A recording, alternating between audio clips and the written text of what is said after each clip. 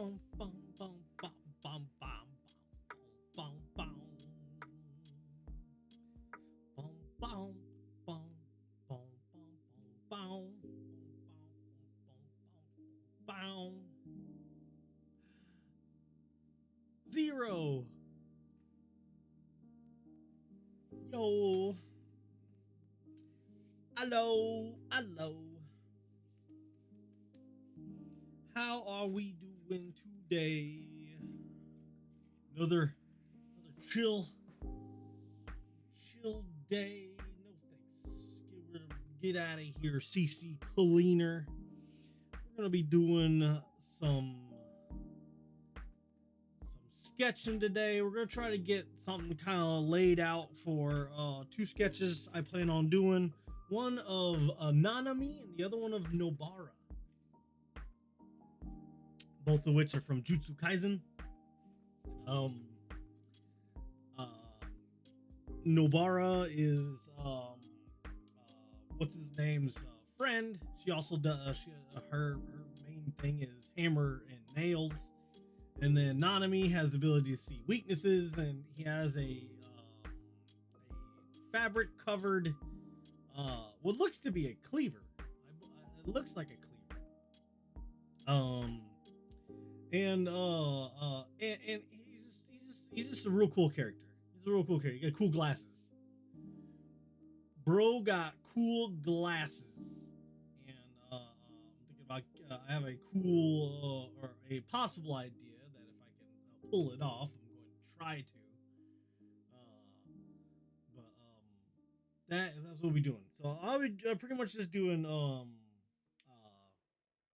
sketches, and then if I still have time, I might jump onto some Minecraft and screw around with some Minecraft afterwards. Ooh, gotta put up my salt. Put up my salt. Ugh. Okay. I really wish I could listen to like copyrighted songs. If I want to send this off to YouTube, can't. Unfortunate. Let's see. Sound mixer. This a little bit. And let's see. What can I? Could listen to some more. Some more. Yeah, you know what? We're gonna listen to some more Lord of the Rings lore videos. We'll just keep going down this dude bro's route. Oh, quiet you. We did scouring of the Shire explained. And we'll go down a couple. These are like bite-sized pieces of Lord of the Rings lore. So I'm gonna listen to a little bit of that. Go ahead and get rid of this, and then we're gonna go ahead and go jump into scouring the Shire. What is the scouring of the Shire? Why is it so important to the plot of The Lord of the Rings? And why might it also be important to the conclusion of A Song of Ice and Fire? Hi everyone, this is Robert. Welcome to In Deep Geek. This video is brought to you by my wonderful Patreon community. Okay. I am now creating regular J.R.R. Tolkien and Lord of the Rings content on this channel. That's as well as the usual A Song of Ice and Fire videos. If you're interested in seeing more, please click on the subscribe button. The little videos he has to go with it. The bell icon. As regular viewers of this channel know, I am a massive fan of both The Lord of the Rings and A Song of Ice and Fire. Occasionally, I get to talk about both at the same time. This is one of those occasions. The Scouring of the Shire, the penultimate chapter of The Lord of the Rings, is both integral to understanding what The Lord of the Rings is about, and George R.R. Martin promises us integral to our understanding of how A Song of Ice and Fire will end. So in this video, I will start out by explaining why the Scouring of the Shire is so important to a proper understanding of The Lord of the Rings. Then, later on, I will turn to what this means for the ending of A Song of Ice and Fire. The Scouring of the Shire is the penultimate chapter of The Lord of the Rings. It doesn't appear in the film versions other than a brief image when Sam looks into the mirror of Galadriel, and is often removed from adaptations more generally.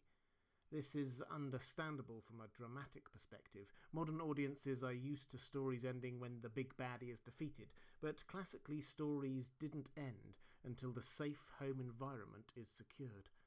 As I've argued before, the whole story revolves thematically around saving the rural idyll of the Shire as an expression of all that is good and right about the world. Yes, that requires the ring to be destroyed, but it also requires our heroes to return and make sure all is well there, so natural life can resume. Tolkien planned this from the start. When the hobbits return, all is not well. They must use what skills and strengths they have learned in their quest to restore the Shire to what it ought to be. Perhaps more than any other chapter in the story, this is a moral chapter. The characters we have followed have grown, literally as well as figuratively, and now they use the skills and courage they learned in the outside world to restore the beauty of their own world. Character growth is on display here. We can see how our heroes have changed, and now they get to use all that growth without the help of Gandalf or Aragorn or gifts from Galadriel. The hobbits return to the Shire on their own, and they are greeted by the sheriffs, a new police force for the Shire. It's immediately clear that there are new powers in control here, new rules and a new way of living. In particular, the old rural life has been destroyed and replaced by a new industrial heartland. The beloved watermill has been replaced by a loud, polluting monstrosity, and the people are living in fear. I need to restart. The hobbits decide to raise the Shire, calling all right-minded hobbits to their cause.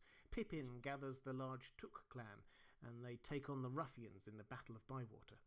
Finally, they head up to Bag End, where this whole adventure started, and find Saruman and Grima Wormtongue.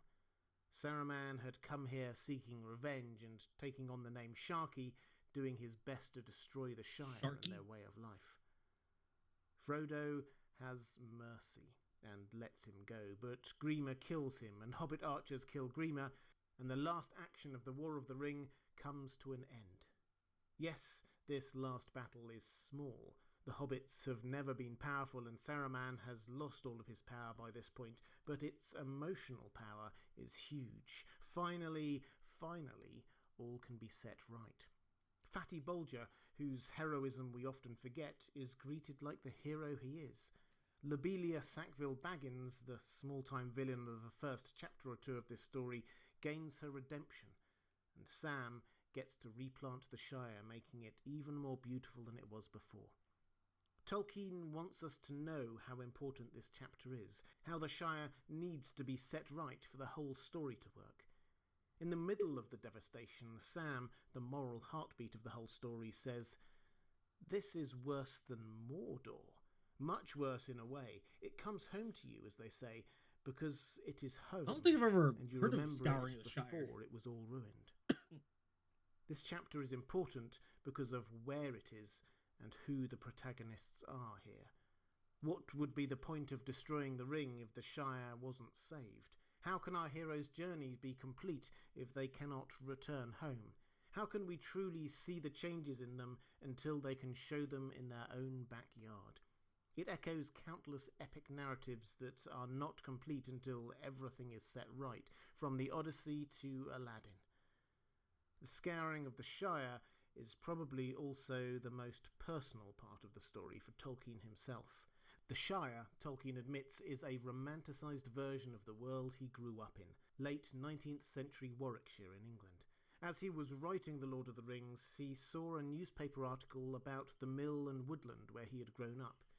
He said this about the Scouring of the Shire: "It has indeed some basis in experience, though slender. The country in which I lived in childhood was being shabbily destroyed before I was 10. Recently, I saw in a paper a picture of the last decrepitude of the once thriving corn mill, Sarehole Mill, beside its pool that long ago seemed to me so important."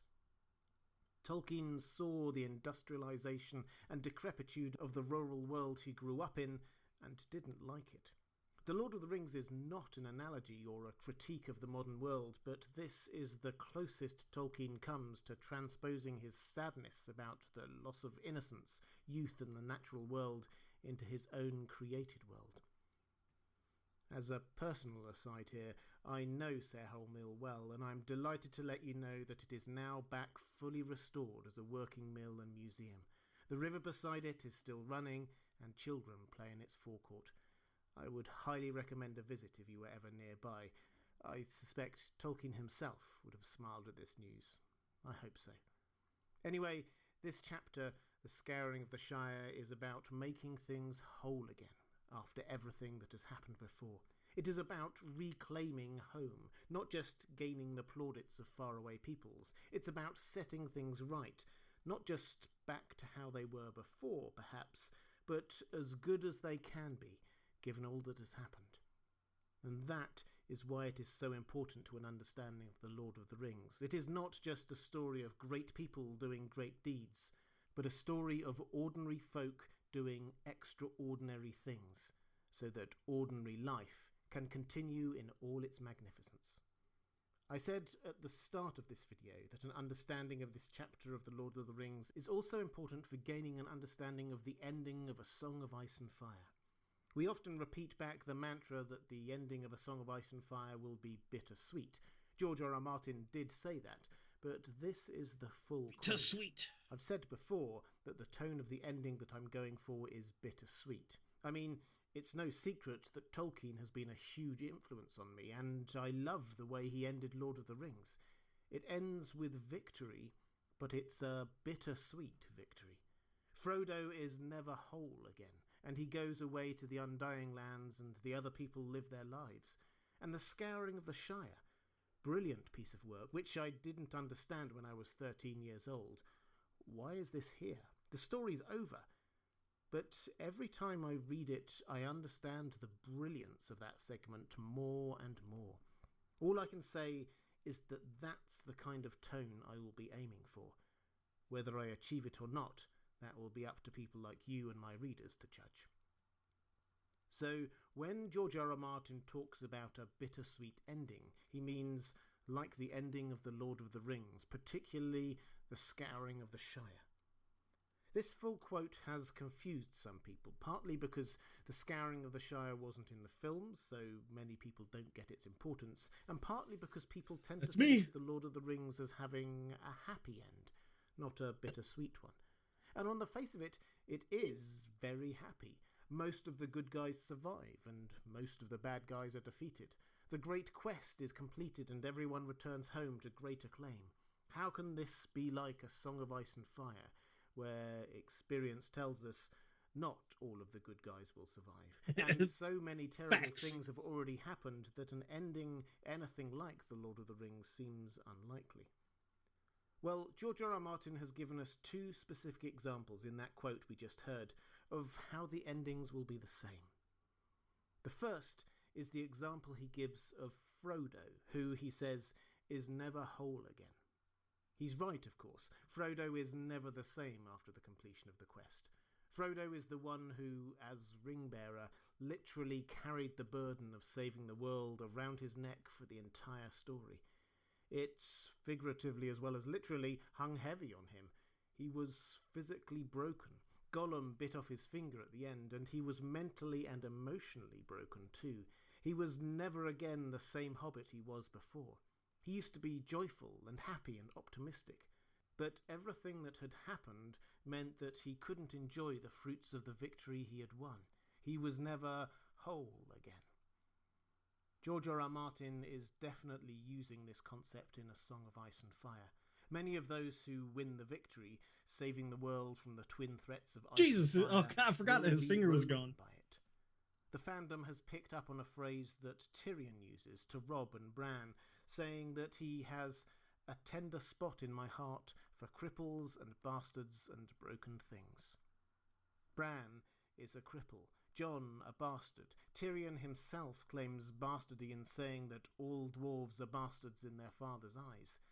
Theon is described as a broken thing, as is Jorah. Plenty of other characters are clearly damaged and changed by what has happened. Sansa, Arya, the Hound. These characters may survive and may claim victory of sorts in the story, but they will never be whole again. Like Frodo Dude, Arya was never whole again. full on changed. I've said it many times before, but Jon Snow is the Frodo character in this story. He is being written of as if he were the Aragorn character, but he is the Frodo character.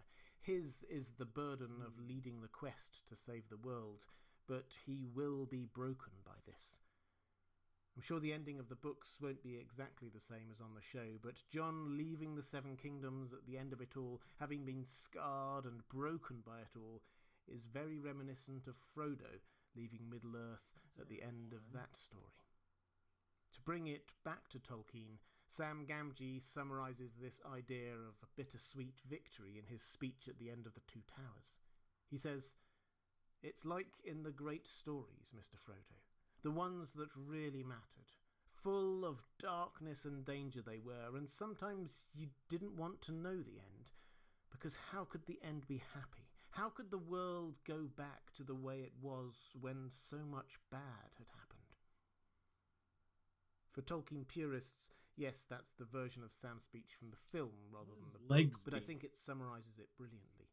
In A Song of Ice and Fire, the world won't go back to the way it was. There will be a victory of sorts, but it will be bittersweet.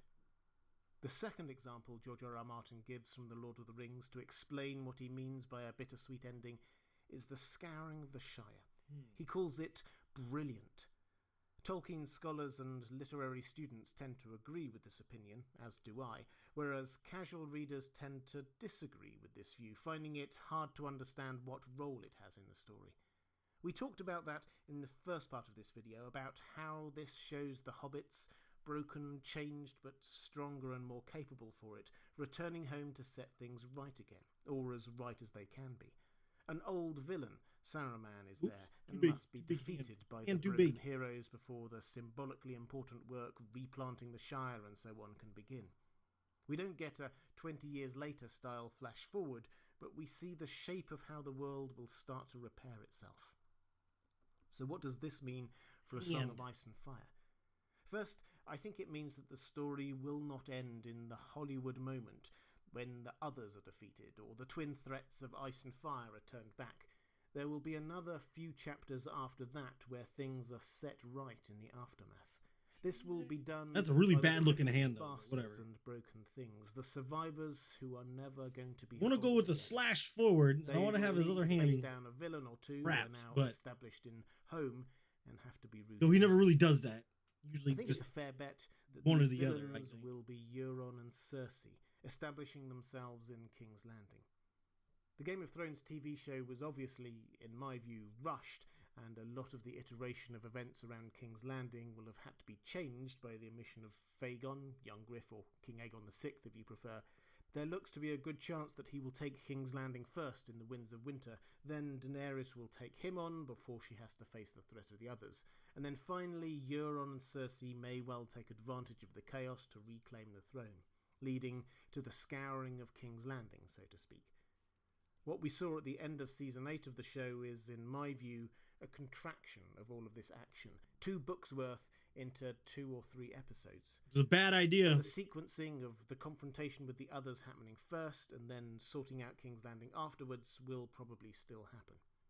And it won't just be King's Landing that needs to be scoured or made new. Winterfell will also need to be made new. There's a chance that much of the Stark's ancestral home will be destroyed, and even the purpose that seems to have led to its founding, the fight against the others, will now be obsolete. Everything will have to be rebuilt. Sansa seems the obvious choice to do this. But it's probably best not to get into too much speculative detail. What George R.R. Martin wants is for the ending of his story to reflect the feel of the ending of The Lord of the Rings, one where victory is achieved, but many of those responsible are not able to enjoy it to its full.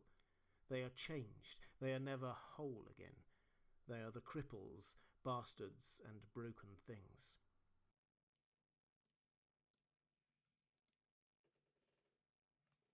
sometimes that leads to If you'd like better to see endings. more videos on the world of J.R.R. Tolkien and the Lord, did Gandalf want the Fellowship to fly to Mordor? Did he want them to use the eagles? It's a huge fan theory, but when you analyse the text, does it actually work? Go with a follow through. Hi everyone, this is Robert. Welcome to In Deep Geek. This video is brought to you by my wonderful Patreon community. I'm now creating regular J.R.R. Tolkien and Lord of the Rings content on this channel. That's as well as the usual Game of Thrones and Westworld videos. So if you're interested in seeing more, please click on the subscribe button in the bottom right of your screen and the bell icon. It is the best known and most widely shared fan theory about the Lord of the Rings ever. Starting with a simple if detailed Reddit post, this theory identifies an apparent plot hole in Tolkien's otherwise impeccably planned masterpiece and fills it with a solution. Why send hobbits overground all the way to Mordor when you have eagles on your side? Perhaps Gandalf had planned all along to use the giant eagles who had helped him out several times before to fly the ring there. Had he really told them to fly? On the face of it, this seems like a great idea, which is why the theory has taken off so much. Rather than having two rather low-powered hobbits try to sneak into the enemy's heavily defended backyard, you could use the eagles on a fast-moving stealth raid.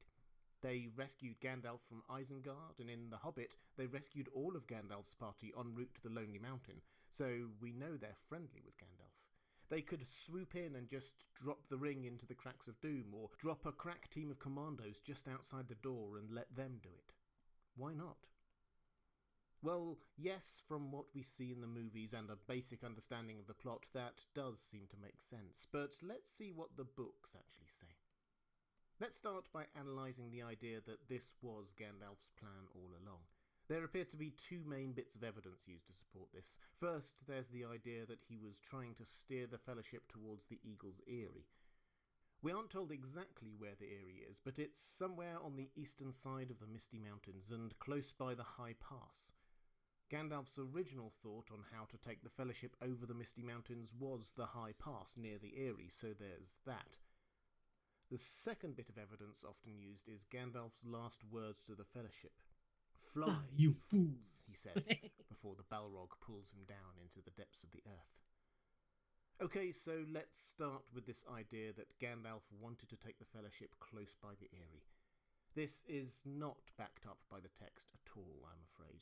He spends long hours in conversation with Aragorn in Rivendell, and later discussing which way to go, suggesting alternative ways to the High Pass. In fact, the High Pass, the one which goes closest to the Eagles, is rejected as an idea quite quickly due to the weather, and by the time they leave Rivendell, they have decided not to go that way at all, instead heading over 100 miles south to the Redhorn Pass. In short, Gandalf does not ever actually try to take them that way.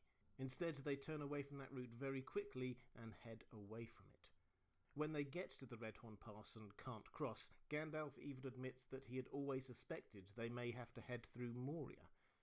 And to be honest, even the implication that Gandalf is some kind of autocratic leader in charge of the Fellowship is also not backed up by the books.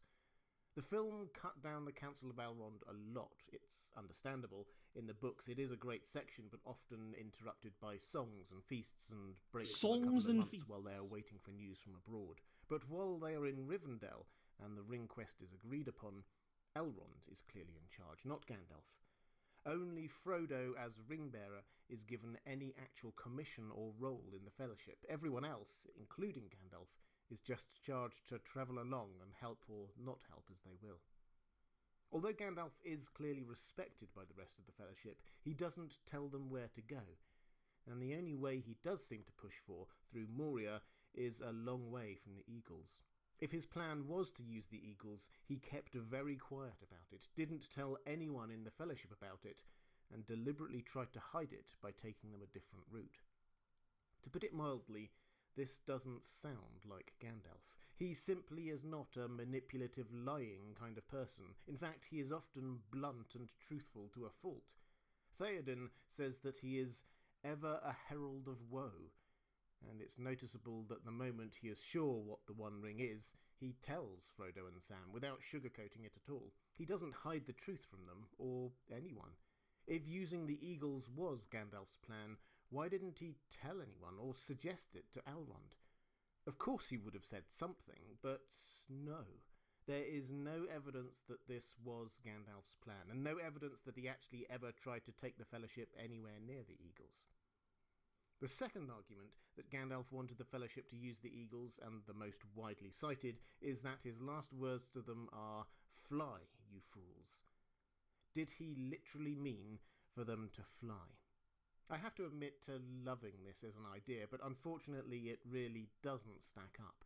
We're asked to believe that after telling no one that this was his plan, when he finally decided to tell them, he didn't say, "Use the eagles," or "Fly to Mordor," or anything clear like that, instead saying, "Fly, you fools," which literally everyone in the Fellowship interpreted as "get out of here quickly." And even a cursory look at Tolkien's and Gandalf's language usage tells us that fly is just an old-fashioned way of saying move fast. I started checking through the books for references, and there really are too many to repeat here. The hobbits use fly 3 or 4 times to describe their escape from the Shire.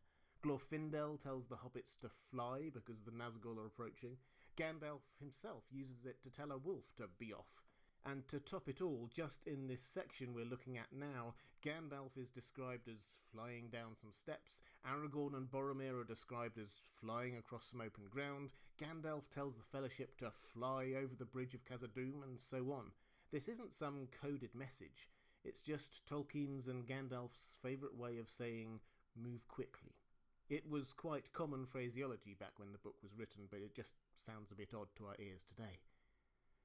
Okay, so now we've covered off the idea that this was somehow Gandalf's secret plan. It clearly wasn't. Let's look at whether it would have been a good plan anyway. Well, first, let's do away with any idea that this would have been some kind of stealth mission. They are called Great Eagles for their size as well as their magnificence, and although they do vary a bit in size in Tolkien's writings, they are always large and sometimes enormous. The largest we hear of is Throndor, who had a wingspan of 55 metres. That's half the length of a football pitch. Imagine a convocation of eagles. Yes, wonderfully, that is the collective noun for a group of eagles. Lots of eagles that size. You would see them for miles around, particularly as the skies around Mordor were being guarded by Nazgul on their fell beasts. But maybe they could speed in, catch everyone by surprise and drop the ring in the cracks of doom. Well, again, unfortunately not, because the eagles wouldn't be able to get to the actual cracks themselves, just the mountainside outside. We're told that the entrance to the cracks is at the end of a long cave or tunnel that bored into the mountain's smoking cone. You can walk down to it, but not fly there. Fair enough. So maybe the eagles could carry the Fellowship to just outside the door, drop them off there, and let them fight their way in. Sam and Frodo got in easily enough on their own after all. That's true, they did, but they only got through so easily because Sauron had diverted the large force normally stationed there to face Aragorn, who he thought had the ring and was about to attack Mordor. And that false assumption was only possible because Sauron had previously seen Pippin through the Palantir at Orthanc and assumed he was the hobbit with the ring. In short, the only way for a small group to get into the cracks of doom was the chain of events that actually happened. Just dropping some people in there without Pippin and Aragorn's later adventures happening would have been simply to drop people into the middle of a hostile army. Not a clever plan at all. And while we're at it, we're making huge assumptions that the eagles would even want to and be able to carry people all that way. Tolkien explicitly tells us that they wouldn't, much earlier in the story, when Gandalf was being carried away from Orthanc by Gwaihir, the Lord of the Eagles. "How far can you bear me?" I said to Gwaihir. "Many leagues," said he, "but not to the ends of the earth. I was sent to bear tidings, not burdens." The eagles, who are, let's not forget, more than just eagles, they are servants of Manwë, the king of the Valar, are observers and bearers of news rather than primarily active participants in Middle-earth. They aren't there to carry people around from one place to another. Gandalf will have understood that when Gwaihir said he wasn't sent to bear burdens. He will have included the burden of the ring in that. The ring is always referred to as a burden. But the more important issue here is that even if the Eagles wanted to carry the Fellowship to Mordor, and even if they managed to get them there, and even if the Fellowship managed to fight their way in there, who would have the strength to throw the ring into the cracks of doom? The closer the ring got into Mordor, the stronger it became. Eventually, even Frodo's will failed. It took control of Boromir a long way away. It's all very well that Aragorn is the heir of Isildur, but we know that Isildur's will also failed all those years ago when he tried to destroy the ring there. Perhaps Legolas or Gimli could have tried, but could they really have done better than Frodo, with the ring using every bit of its power to stop itself from being destroyed? Gandalf didn't dare even touch the ring. There are no certainties here at all. No, the more you look at it, the more it seems that the only and best way for the ring to be destroyed was the way it was. Frodo and Sam carrying it through Mordor, Aragorn distracting Sauron's attention, and Gollum ultimately destroying the ring by accident, not design. And I actually think the wisest of Middle-earth had an inkling that this might be the case. This was why no one suggested the Eagles' plan. I'm not saying that Gandalf or Elrond or whoever knew exactly what would happen, but they seem to have a feel for what must be. This is what Elrond said when talking to Frodo. "If I understand aright all that I have heard," he said, "I think that this task is appointed for you, Frodo, and that if you do not find a way, no one will. This is the hour of the Shire folk, when they arise from their quiet fields to shake the towers and councils of the great. Who of all the wise could have foreseen it? Or, if they are wise, why should they expect to know it until the hour has struck?" Elrond senses that this is Frodo's task, not something for all of the Fellowship. They should help however they can, but it is upon him to carry the ring. And Gandalf seems to have a similar feeling about Gollum. I have not much hope that Gollum can be cured before he dies, but there is a chance of it, and he is bound up with the fate of the ring. My heart tells me that he has some part to play yet, for good or ill, before the end, and when that comes, the pity of Bilbo may rule the fate of many, yours not least. Gandalf knows somehow that Gollum will play an important role later in this quest, connected with Frodo.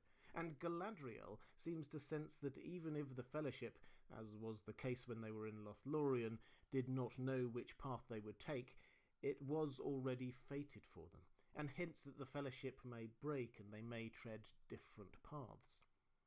Maybe the paths that you each shall tread are already laid before your feet, though you do not see them. Elrond, Gandalf and Galadriel each seemed to sense parts of what was to come, even if they did not see the whole picture.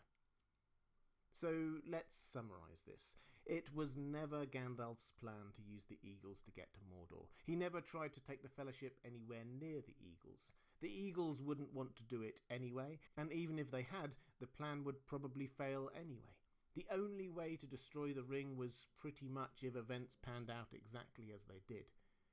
Gandalf, Elrond and Galadriel saw parts of this and helped events on their way. The way to destroy the Ring of Power was never going to be through clever power games with angelic-like eagles and using the Fellowship like a commando squad. It was through simplicity, humility, and pity. And we were told that right from the beginning of this story. If you'd like to see more videos on the world of J.R.R. Tolkien and the Lord of the Rings, please click on the link to the playlist on the left of your screen.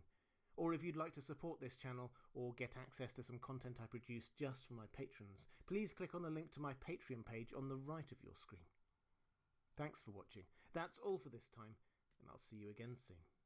Where did the Entwives go? It's one of the most enduring mysteries of the Lord of the Rings. Treebeard's sadness and longing for them is heartbreaking. So, where are they? Hi everyone, this is Robert. Welcome to In Deep Geek. This video is brought to you by my wonderful Patreon community. From now on, I'll bring you regular J.R.R. Tolkien and Lord of the Rings content on this channel, as well as the best of other great fantasy and science fiction, like A Song of Ice and Fire and Westworld. If you're interested in seeing more of that, please click the subscribe button in the bottom right of your screen and the bell icon. The Ents are one of the most memorable and loved races we meet in Lord of the Rings. They are slow-moving, slow-thinking and slow-acting, but filled with a sense of justice and right and wrong, and underline the centrality of nature in Tolkien's writings. But at the heart of their story, there is tragedy. The Ents are sad, deeply sad, because the Entwives went away many years ago and haven't returned. In order to understand what this means, let's recap on the history of the Ents, who they are, and who the Entwives are. The Ents are an old race, one of the oldest in Middle-earth. They first came into being when Orlais, one of the Valar, the angelic powers of Tolkien's legendarium, told his wife Yavanna about the new race he had created, dwarves. Yavanna was concerned, for she was known as the lover of all things that grow in the earth, and she probably rightly thought that they will delve in the earth, and the things that grow and live upon the earth they will not heed. Many a tree shall feel the bite of their iron without pity. She went to Manwë, the king of the Valar, begging for the trees to have some protection. The Ents were therefore added into the Song of Creation, although there's more than a hint that they may have already been there as part of Eru Ilúvatar's ineffable plan. Anyway, the Ents were created and were known as the Shepherds of the Trees. They were there to protect them from all perils, not just dwarves, although the ancient enmity there may well explain Gimli's initial innate dislike of Fangorn Forest. Anyway, the Ents were created pretty much as we saw them in The Lord of the Rings, although over time they did become more tree-like, even slower and sleepier, and bearing ever closer resemblances to the trees they each shepherded. The elves taught them to speak, a gift the Ents were hugely appreciative of, although they seemed less appreciative of the way the elves would then constantly talk to them. So the trees and the forests were protected by the Ents, and it seems that the Entwives were with them for a long time, joining together for the creation swag. of Entings. Entwives looking Ents. Not that we see any looking of a them little in the story, but feel free to imagine Sheesh. baby Groot. That's what I do anyway. Treebeard just describes them as being more bendable. But of course, with no Entwives, there are no more Entings, and the Ent race is slowly dying, or more accurately, slowly becoming that which they once shepherded. The parting of the ways between the Ents and the Entwives seems to have been caused by different interests or purposes for existing. The Ents, we know, were all about the trees and the forest. Their shepherding of the trees was rather laissez-faire, it seems, preferring nature wherever possible to go its own way, for the forest to evolve and change as the centuries passed. The Entwives, on the other hand, had a slightly more proactive approach. They liked to grow and tend and nurture, so they moved out of the forest to what is now known as the Brown Land, which is sort of between Mordor and Mirkwood.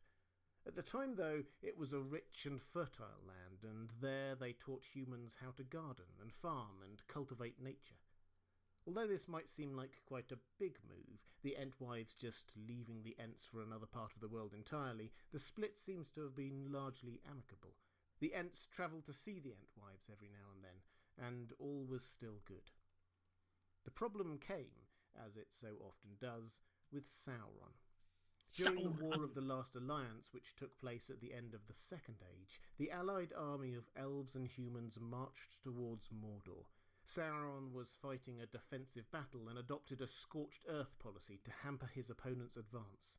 He destroyed the land of the Entwives completely. It's called the Brown Lands now because nothing grows there still. Millennia later, the Fellowship see it in passing while paddling down the river Anduin in those boats. And the Entwives disappeared. Treebeard went looking for them and couldn't find them. The elves sang for them as they sing for the dead, but we never have any conclusive evidence that they did die. In a sense, the Ents seem to blame themselves. Treebeard says that we lost them.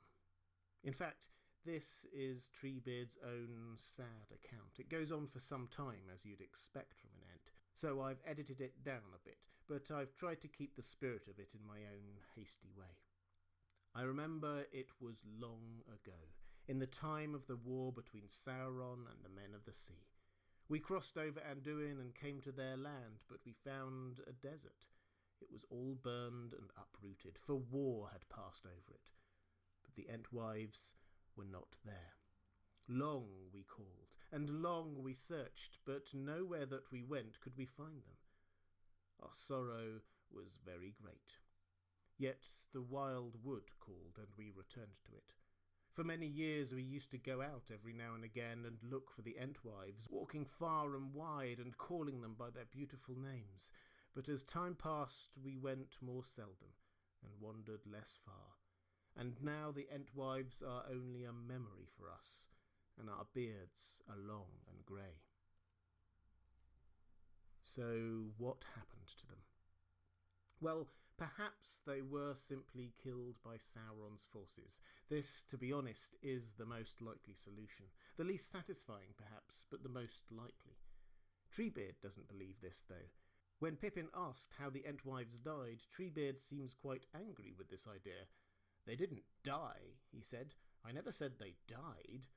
We lost them, I said. We lost them, and we cannot find them, he sighed. Maybe this is Treebeard just being optimistic or naive, but perhaps some of them did survive and went off in search of new places to garden.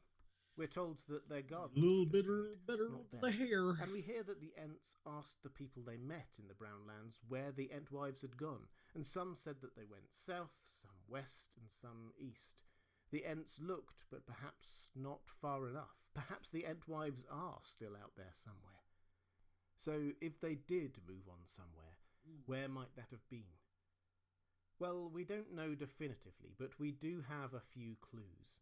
When Merry and Pippin talk to Treebeard, he makes them repeat over and again the description of the Shire, a pleasant, simple land of agriculture and gardens. He asks them if they have ever seen any of the Entwives there, because he thought they would like it there. Clearly, the Ents had never been there, he didn't know the land and had never heard of hobbits, so it wasn't one of the places that he had searched. And there's this curious conversation between Sam and Ted Sandyman, the miller's son in the Green Dragon Inn near the beginning of the story. It's obviously a pub conversation and has a narrative purpose in setting up Ted Sandyman as an unlikable rationalist compared to Sam the Dreamer, which will play out much later in the Scouring of the Shire. But despite those caveats, when taken in combination with those other hints we had about the Entwives, it's intriguing. All right, said Sam, laughing with the rest, but what about these tree men, these giants, as you might call them? They do say that one bigger than a tree was seen up away beyond the North Moors not long back. Who's they? My cousin Hal, for one. He works for Mr. Boffin at Overhill and goes up to the North Farthing for the hunting. He saw one. Says he did, perhaps. Your Hal's always been saying he's seen things, and maybe he sees things that ain't there. But this one was as big as an elm tree and walking 7 yards to a stride if it was an inch. Then I bet it wasn't an inch. What he saw was an elm tree, as like as not. But this one was walking, I tell you, and there ain't no elm tree on the North Moors. So, if, and it's a big if, the Entwives survived Sauron's attack, then the most stronger place does seem to be in the lush land somewhere north of the Shire. At this point, we would normally turn to Tolkien himself for an explanation. He was generally very open about his writing ideas and the background to his world, answering literally hundreds of letters from friends and fans alike in surprising detail and so on. But in this instance, Tolkien himself is actually not as much help. Thank you for the 31 long months. Oh, my lord. In one letter, responding to the question of whether the Ents ever found Hey, Entwives, Jenna, how you doing? I'm just drawing. How's your stream? I saw you were playing some Pal World and then some Lethal Company. simply says, Some Lethal. I do not know. Some Lethal.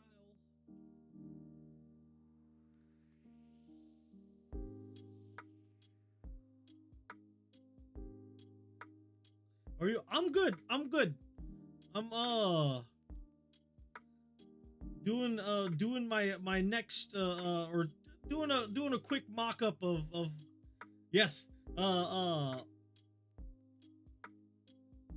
it's kind of getting there. Yes, I'm doing some Nanami. Although I think I made his head too skinny. His head's too skinny.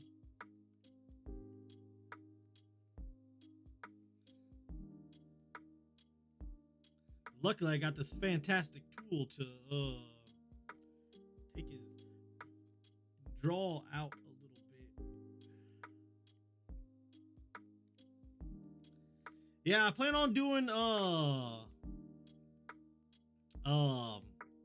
Nobara. Well, as like right up in the thingy, Nobara and Nanami.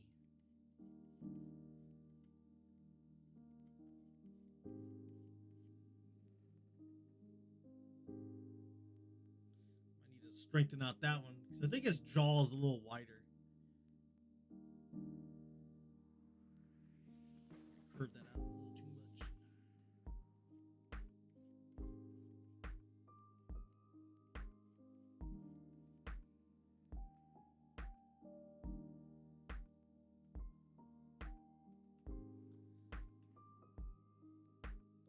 Boom, boom, boom.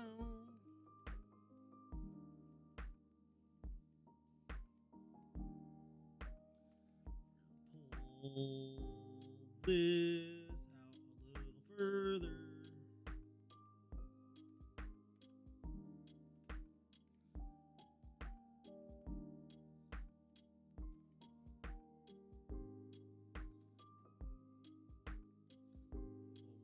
We'll modify this a little bit.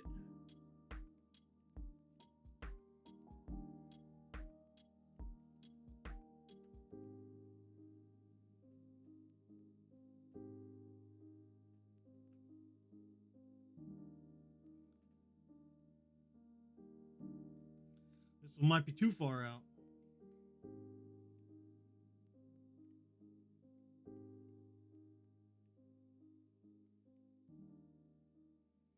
Dun, dun, dun, dun. What's up, Greg? Whoa.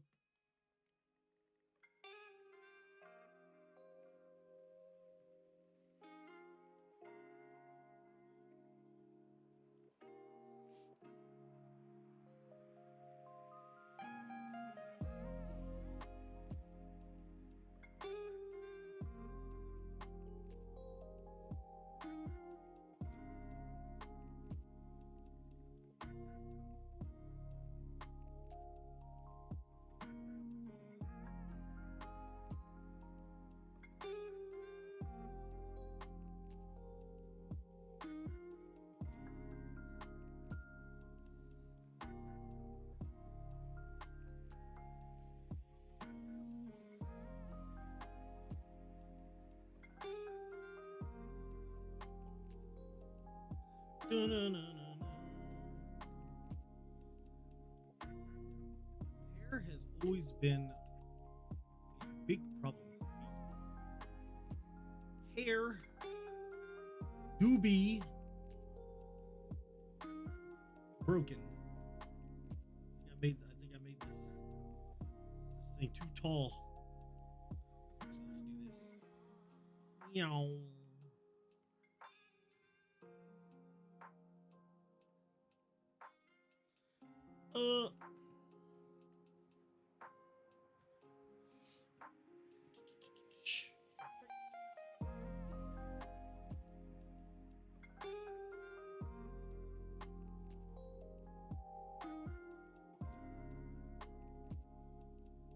Da-na-na-na-na. Boom, boom.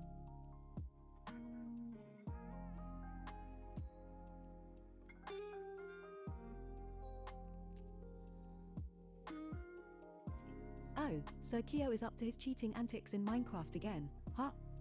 Well, I guess it's no surprise considering his track record. Come on now. But let me tell you something, Greg. Cheating may give you temporary satisfaction, but it takes away the true essence of the game. Kyo should learn to play fair and embrace the challenge like a real gamer. Gamer that cheats! Oh, wow, wow, wow! Whatever the F I want! I need to figure out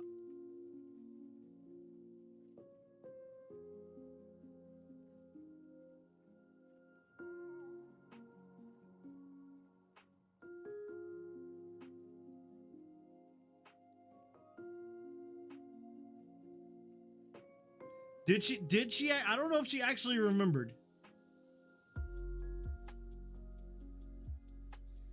Ugh, hair always gets me real bad.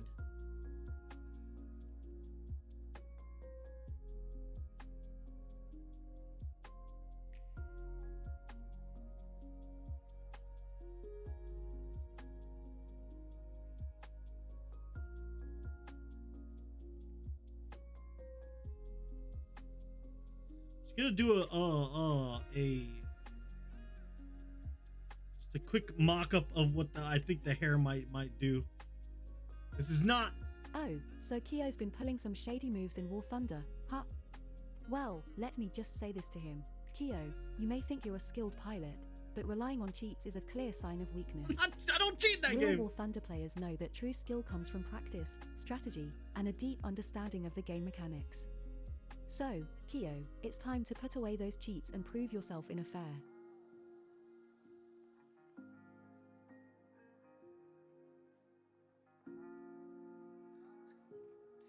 Gosh darn it, I'm gonna run to the bathroom. You're harassing me. I'm gonna run to the bathroom. I'm being harassed.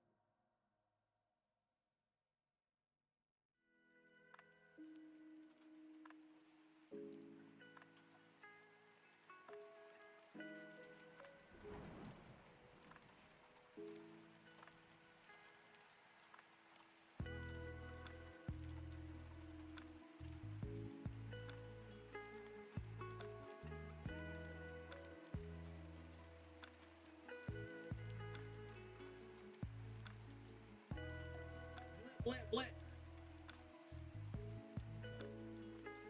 Why? I'm back. Oh, come on now. Ah, so Kyo's been resorting to some underhanded tactics in War Thunder, specifically targeting the British tank players, huh? Well, Kyo, let me enlighten you. Just like the sturdy British tanks, true warriors don't need to rely on cheap tricks to win. They rely on skill, tactics, and perseverance. So, Kyo, instead of preying on the British tanks, why don't you face them head-on and prove? Prove what? The British tanks are what I usually play as. Gersh darn it.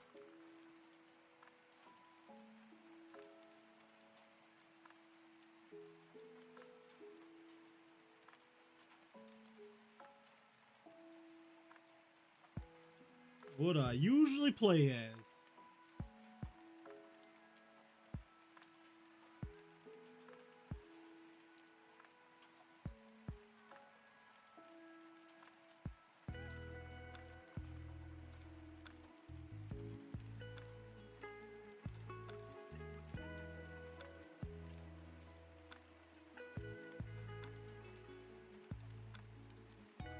Oh, so Kyo has been targeting the Italian tank players in War Thunder, huh? Well, Kyo, let me give you a piece of advice. Just like the Italian tanks, you seem to be relying on style over substance.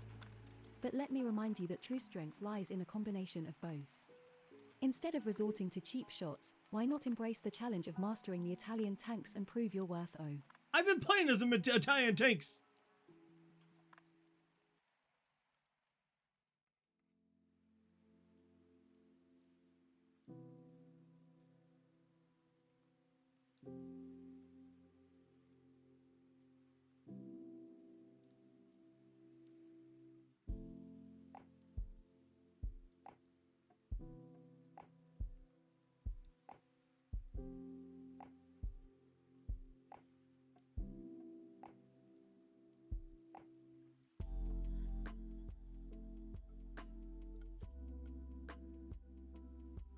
so Kyo has been getting on the nerves of the German tank players in War Thunder, huh? Well, Kyo, let me tell you something. Just like the German tanks, you may think you're invincible with your cheats and tricks, but true strength comes from skill, strategy, and respect for your opponents. The German tank players know the importance of fair play and honorable battles. Yeah, right. So, Kyo, it's tea.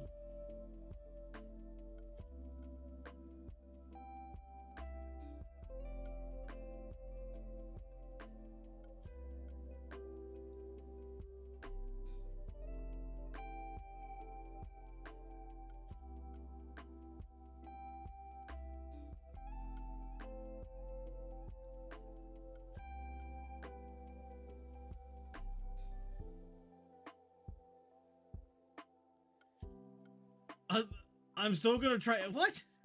Lord have mercy.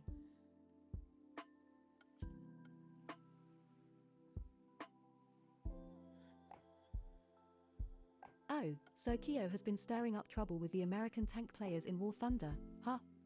Well, Kyo, let me give you a piece of advice.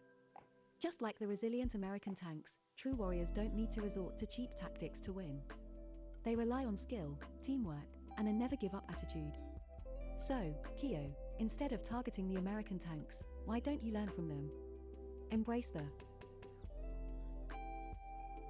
nothing.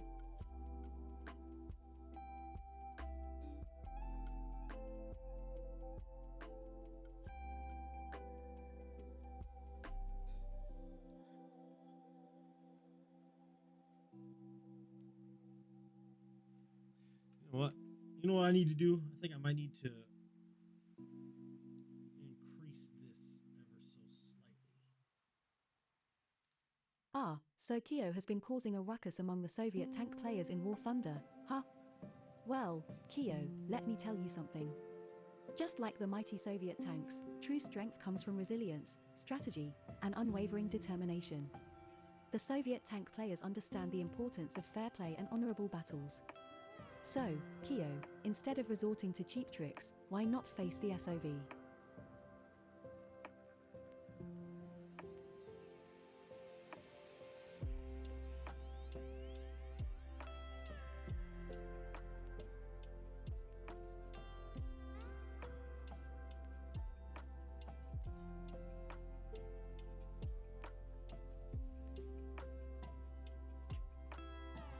Lord have mercy. Lord have moisty.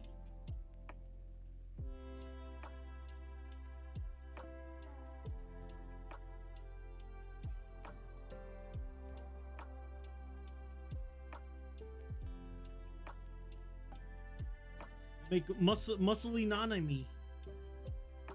Muscly Nanami. Except I don't know. I don't have the highest like.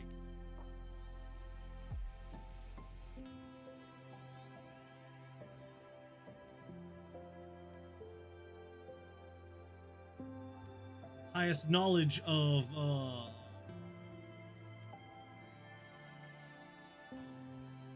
anatomy, which is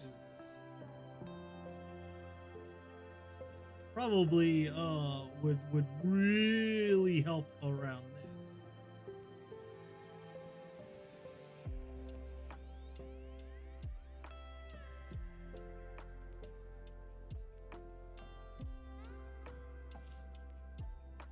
Don't really have the highest understanding of anatomy, you know.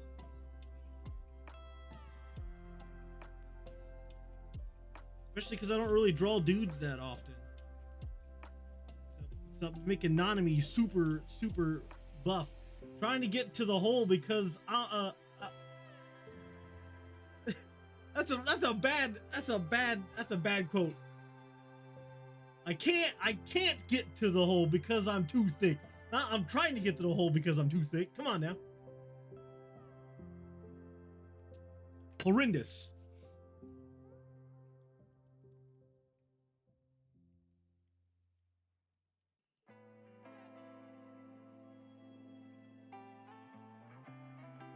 It's your quote. I don't ever make my quotes. That is a quote that somebody else grabbed.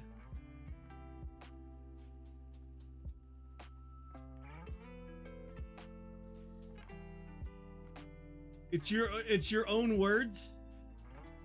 Then I spoke incorrectly, because that is not how you're supposed to speak.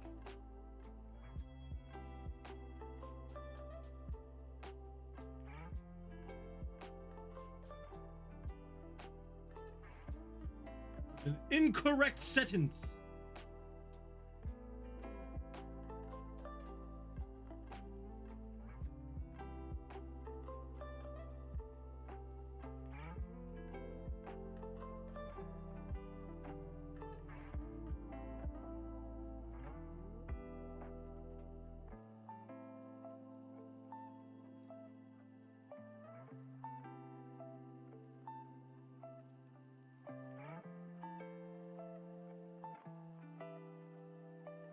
Feel this shoulder is not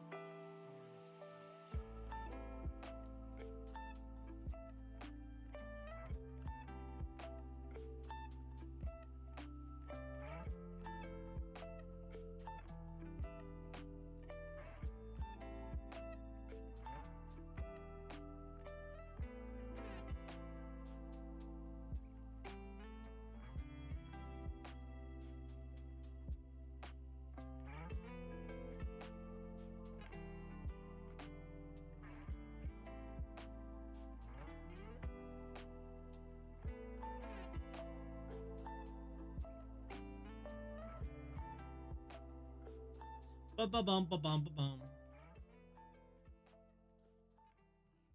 think I know what to do.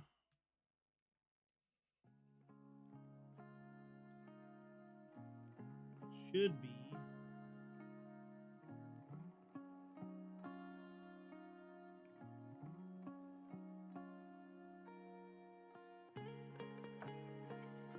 Maybe the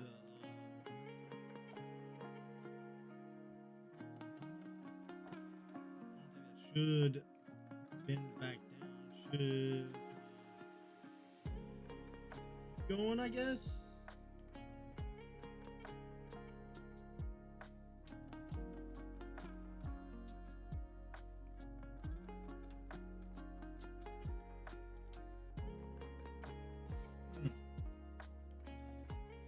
Do you lack energy? Does it sometimes feel like the whole world is Terry Fox's prosthetic leg? I don't know who Terry Fox is.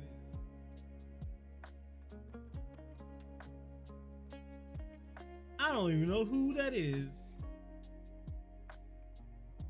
Oops, wrong one.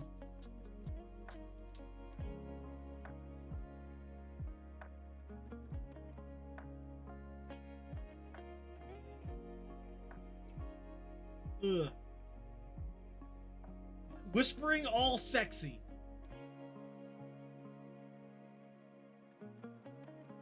The world needs to start speaking up. I can't make out what they're saying. World being all sexy and stuff.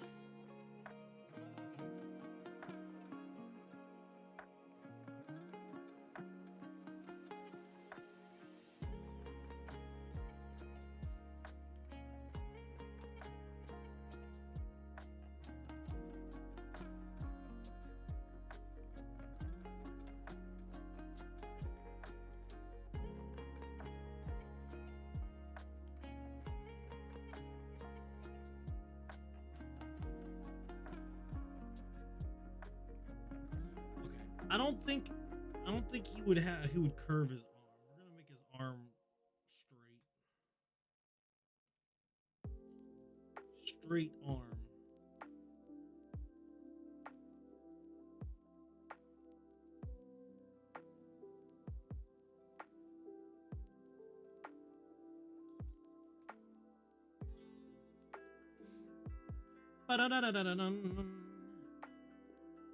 Debatable. Is the world too loudly sexy? Is that what you're saying?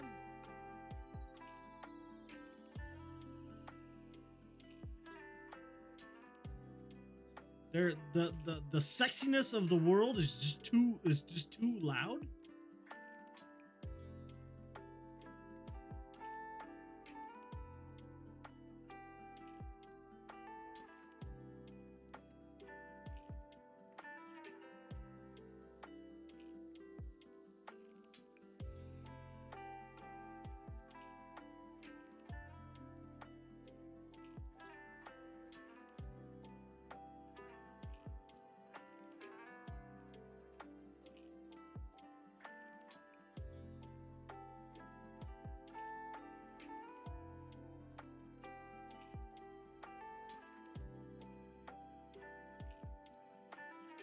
It's called a chum jar, and I still haven't acquired the chum jar.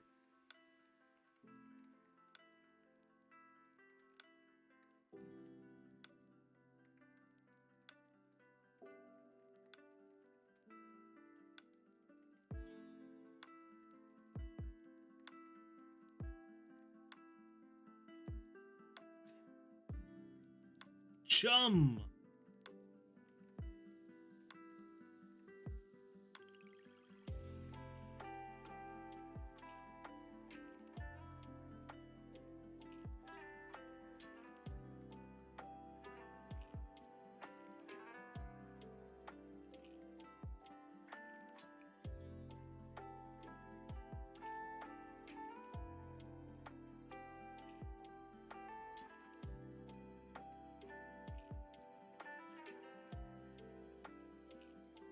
Doom, doom, doom.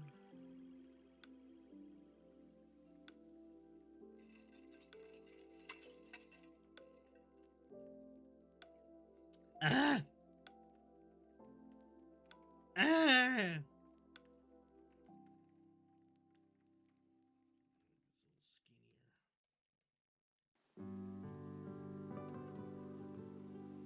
Is that?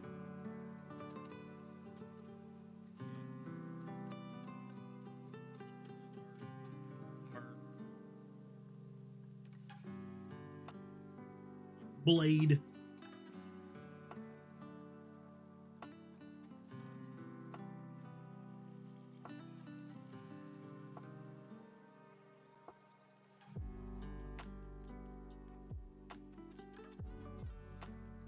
Man, getting really lucky.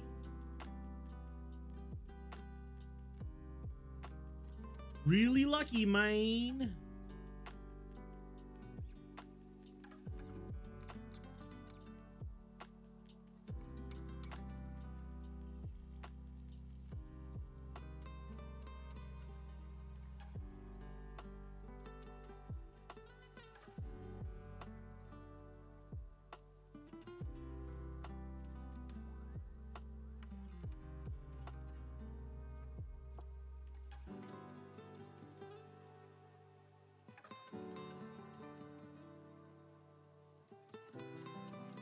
I wonder if I'm making his what are these deltoids?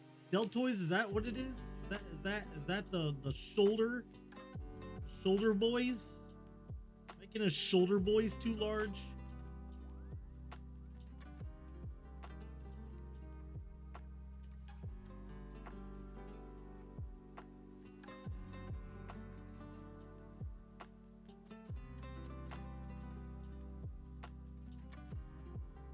Making his shoulder boys too large?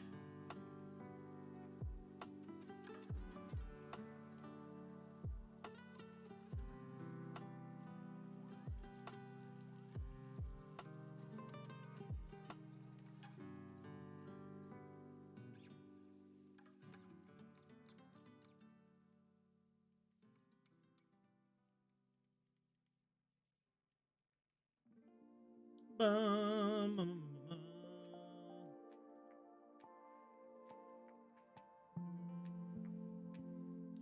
Grand. Hello, hello.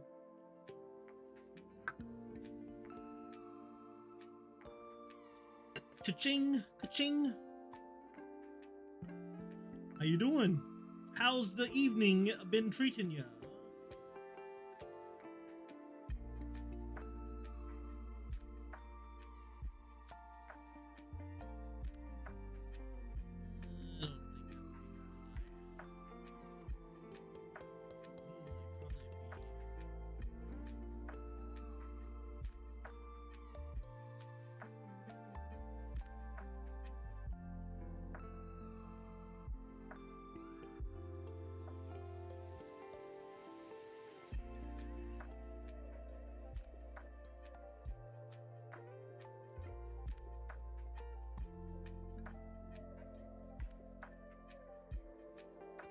Well, well, well.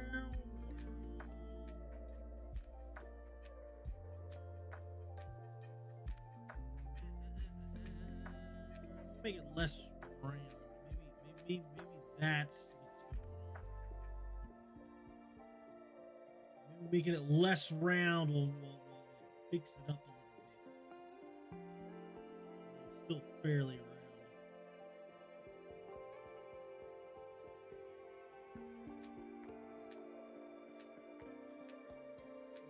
Reduce the roundness up top. Increase the roundness a little bit down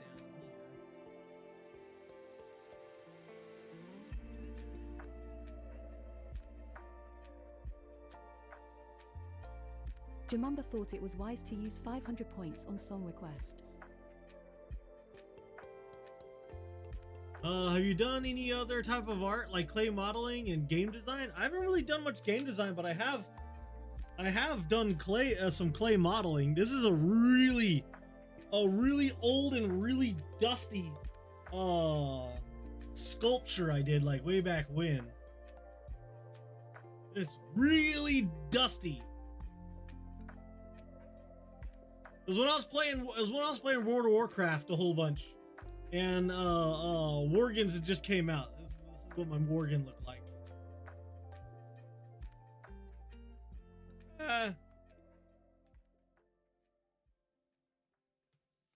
Where that blood sword's gonzo, man. That blood sword is gonzo. Now the other stuff might have in here, maybe.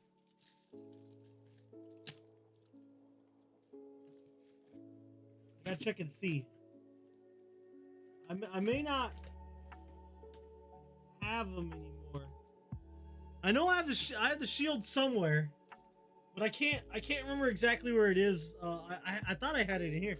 Well, I do have this. Oh no, but I didn't model that. That didn't count. Everything's so dusty. I know the two things that I know I have somewhere inside here is the shield. I made the shield and the sword. That dude, how was I supposed to keep that freaking sword? That thing was like hardcore brittle. That thing was hardcore brittle.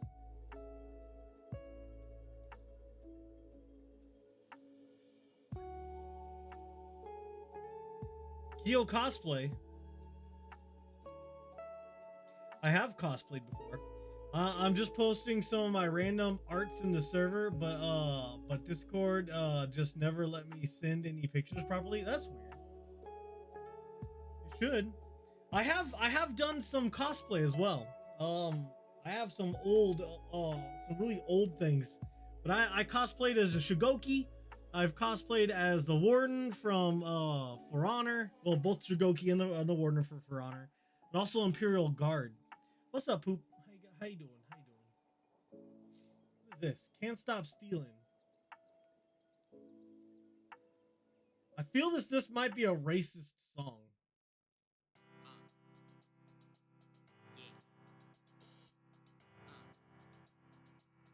Yeah, let's see if I have a picture of it.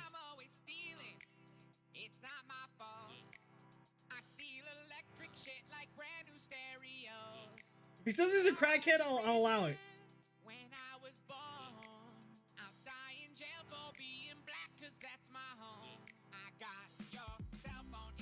Ah, the ancient library and the ancient factory from Minecraft. Well, I must admit, I haven't personally explored those locations myself. but I've heard they hold great mysteries and treasures for those brave enough to venture inside.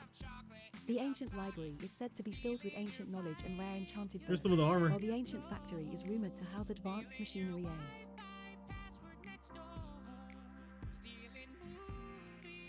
I don't know why I do not have a picture of myself.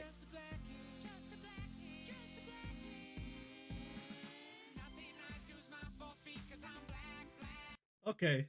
I'm okay with that. I'm okay with that. Let me. I gotta look. I might have something on Instagram.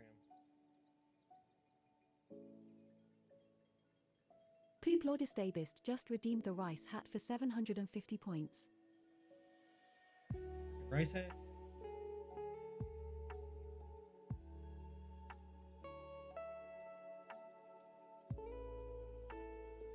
There's me a Shigoki.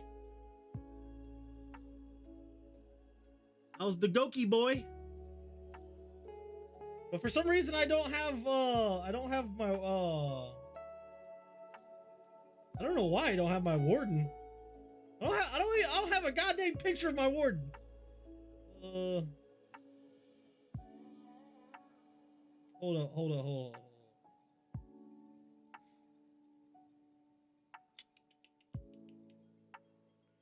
Let's see if we have tagged photos. I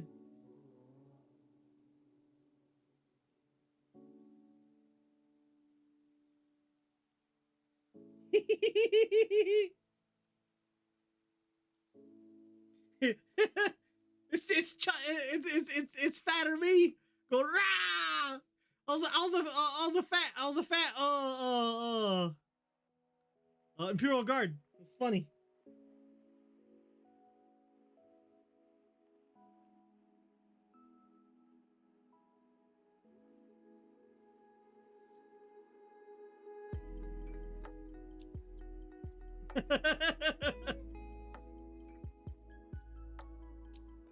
Ah, the mystical Rice Man and his adventures in the lands of Minecraft. I've heard tales of his incredible journey, traversing vast landscapes, battling fearsome creatures, and uncovering hidden secrets. It seems he possesses a deep understanding of the land. How do and I its not have a inhabitants, picture using of his it? skills to tame mighty beasts and harness the power of the elements. The Rice Man's Hold up. bravery and resour. Hold up.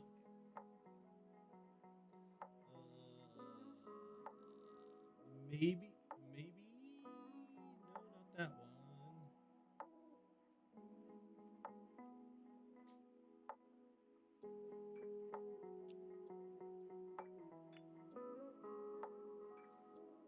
I'm bound to have it in here somewhere. I have too much trash on my phone. Well, if I find it, I'll post it. I'll post it.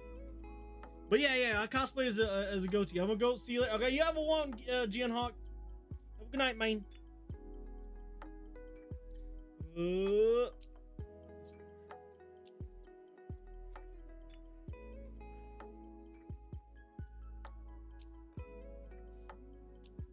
No warden. I told you I didn't have a picture of my warden. I don't know why I don't.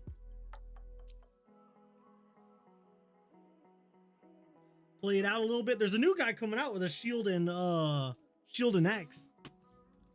I have myself a Ferrero share.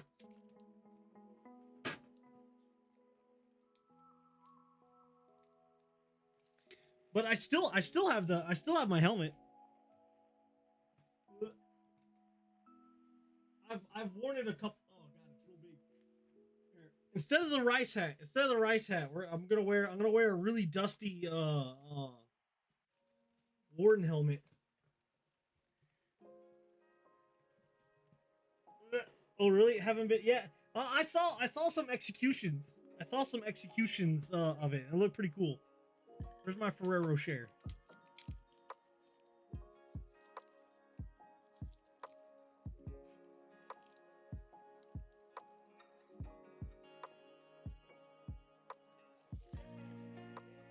Ferrero share.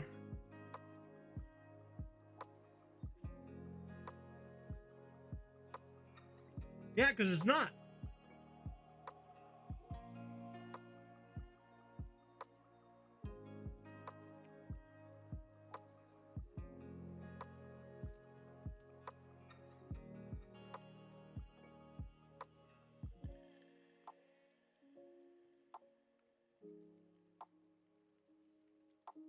Yum, yum, yum. What? There's hopefully they'll get some Indonesian boys. They got like Aztec dudes.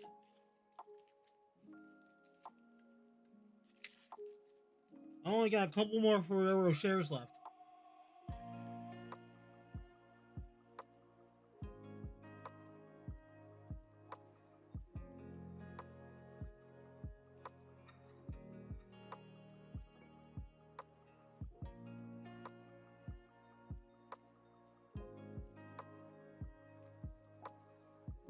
It has hair.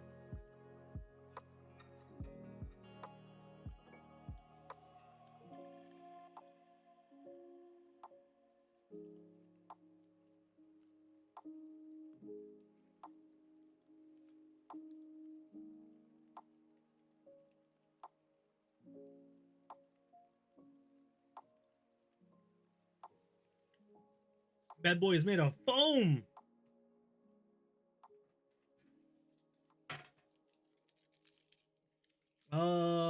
We have a weapon called a Chris. Sometimes a short sword, but it's zigzag. Yeah, I don't. Ooh, almost dropped this bad boy. Ah, Kilakio's dank helmet. It's quite the legendary item in the realm of gaming. This helmet is said to possess extraordinary attributes that enhance the wearer's abilities. From what I've heard, it grants increased defense, allowing the wearer to withstand devastating blows from enemies. Additionally, it may provide a boost to critical hit chance, enabling more powerful attacks. The He.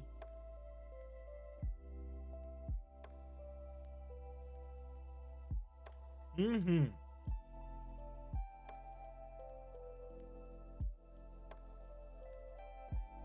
Plordistabist thought it was wise to use 750 points on the rice hat. Already got a hat on, my guy. Alright, I'll put on the other hat.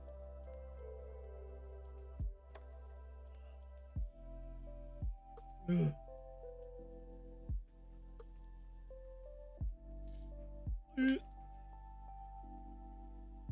Ay, ay, ay, ay, ay, ay.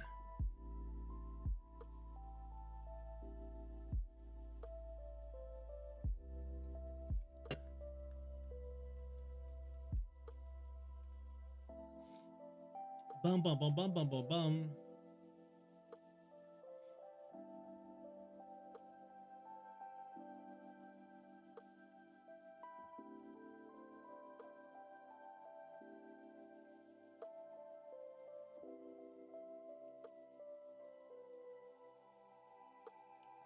Bum, bum, bum, bum, bum, bum, bum.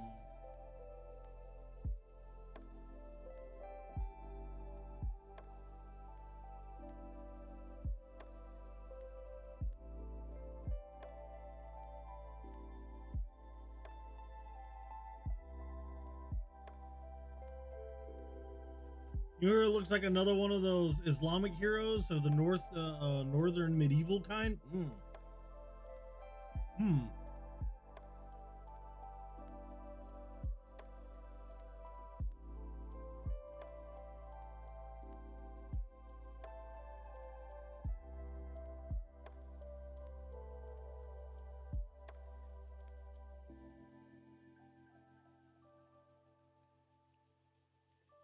He look kind of cool. His executions are pretty swag-tastic.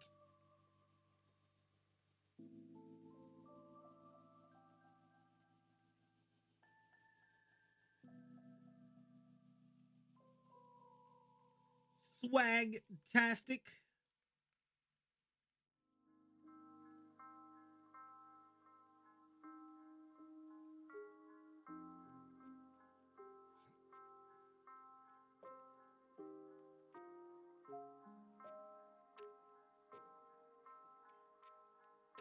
Why is my pinky finger larger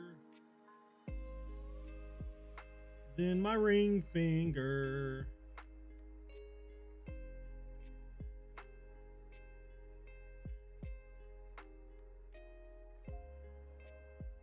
Probably a Balkan boy? I have no idea. no idea.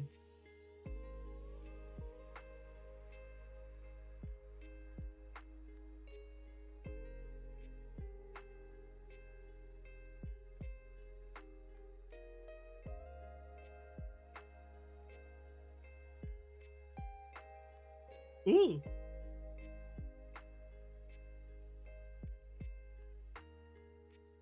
Na, na, na, na, na, na, na.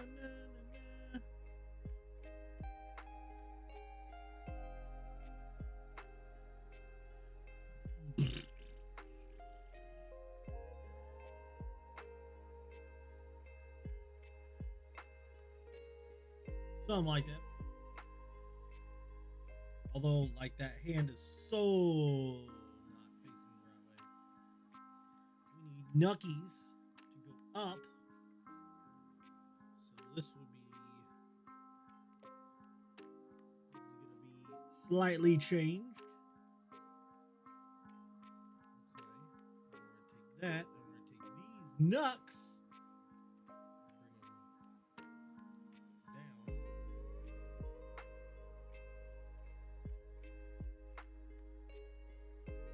down. These knucks.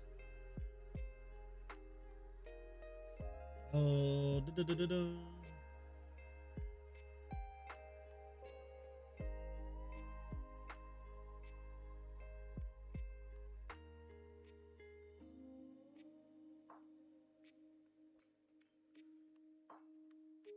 Wait, that's a Viking dude?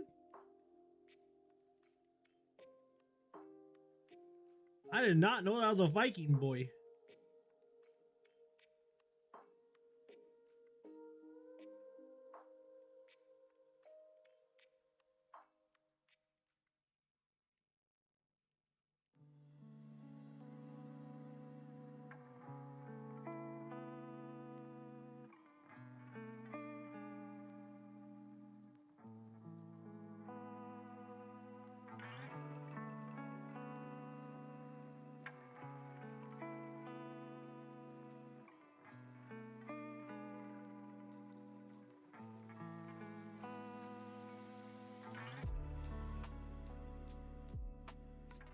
Bum, bum, bum.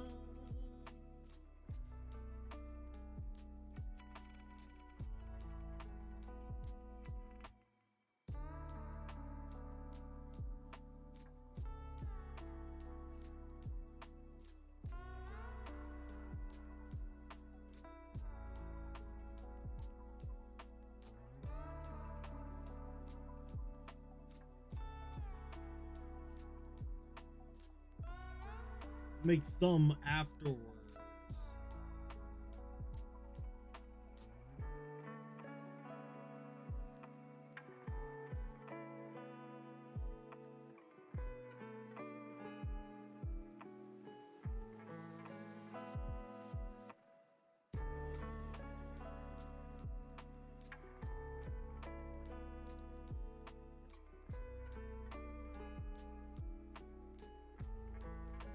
Ba-na-na-na-na.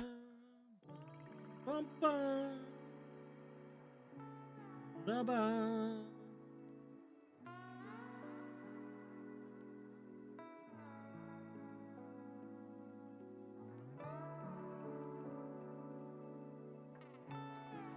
Yeah, if you watch a very few trailers it has, it's definitely a Viking. After quick remarks of how she is shown. Yeah, she okay. All good, all good. His hand is getting a little out of control.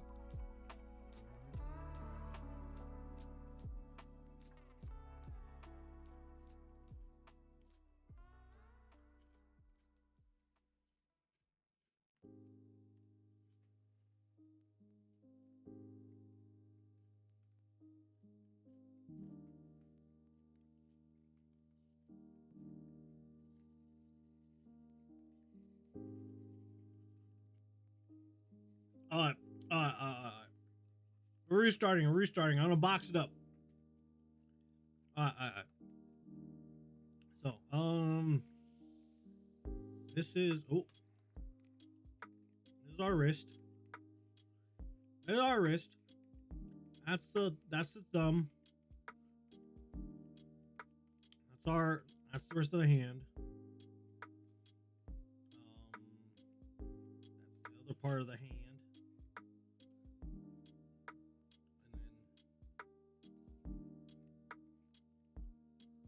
And then, all right. Now we got finger, finger, finger, finger. Okay. That said, that means this will be knuck, knuck, knuck. Not really much of a knuck. We go up.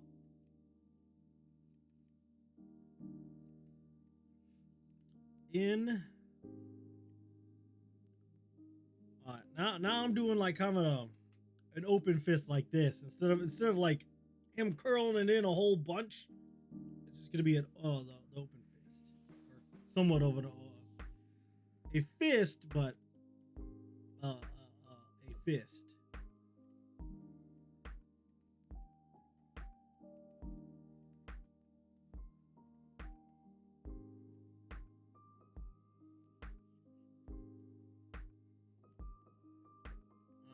Now our thumb will go up and over like that. Give him a fairly big thumb. There we go.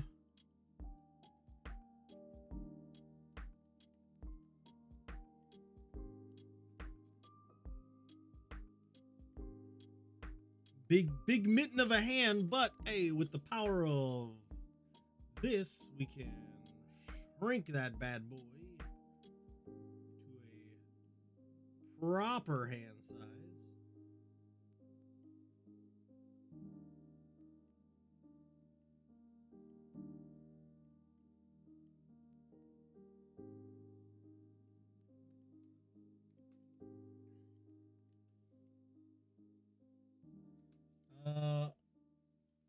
Lots of hybrid.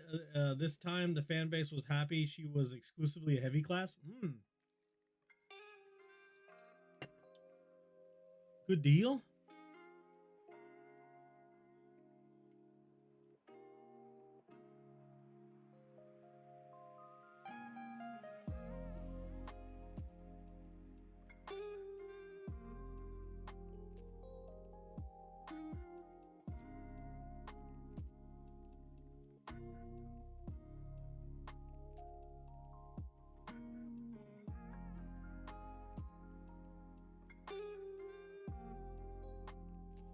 Good deal.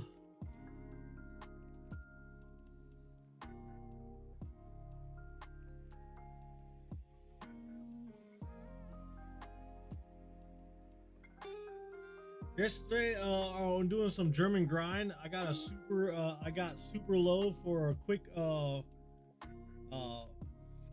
fighter bomb. I was super close to the hit the ground and the countless amounts of trees. So I had to do a quick barrel. Did you use a barrel? You use boost to get through? Use boost to get through. Okay, this is maybe a little too much arm.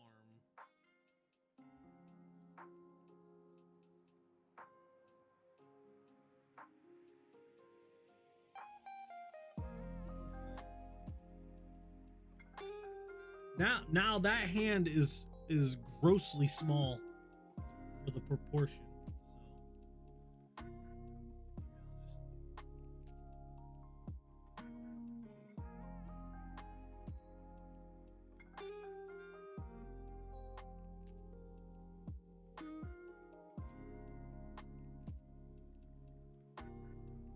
You know what?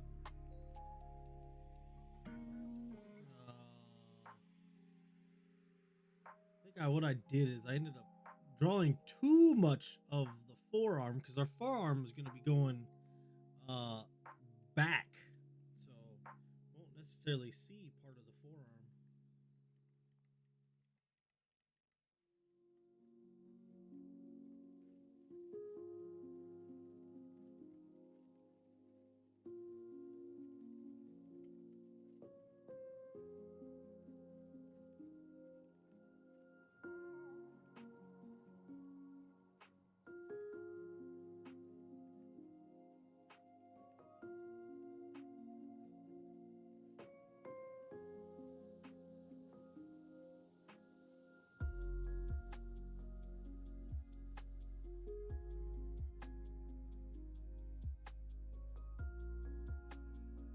Lord have mercy. No.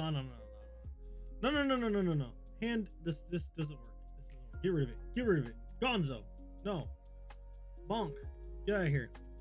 It needs to be the other type of fist.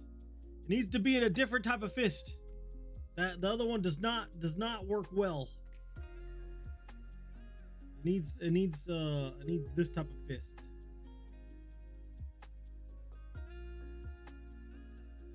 So, 1, 2, 4. Wow.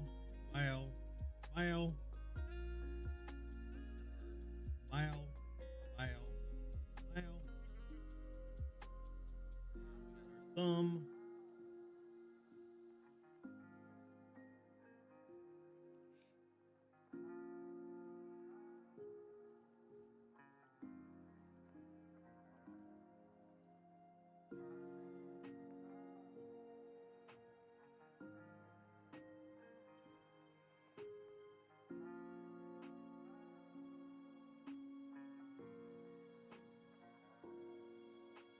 Derpy fist. I know.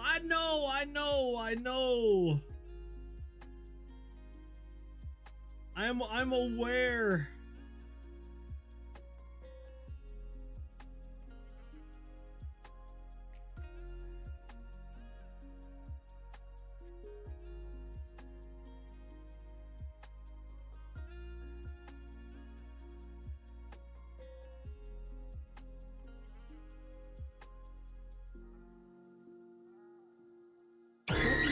Just redeemed sound alert.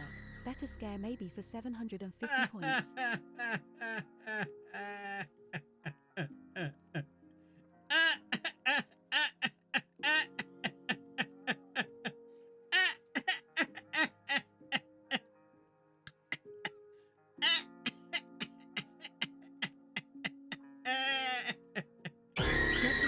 it was wise to use 750 points on sound alert. Better scare maybe. Emphasis on maybe.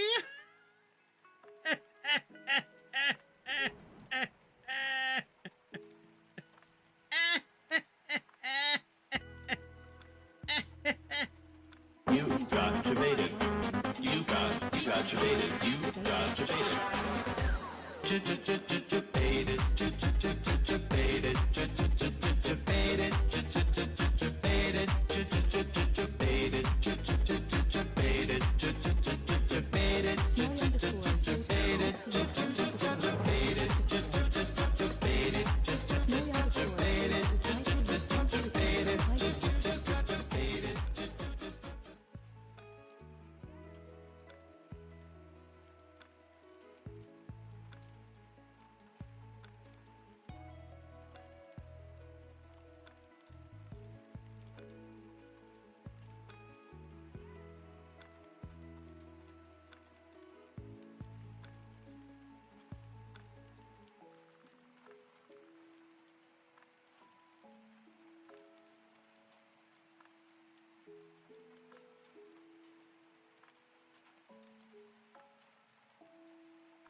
Sorry, yeah, no, I muted it. My bad. Oh, my school.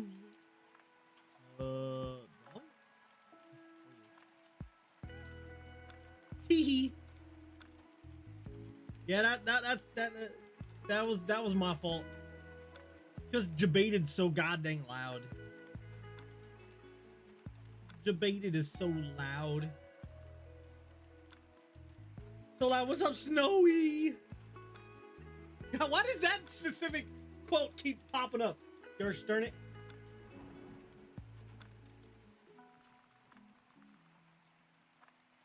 Okay. That fist, much better.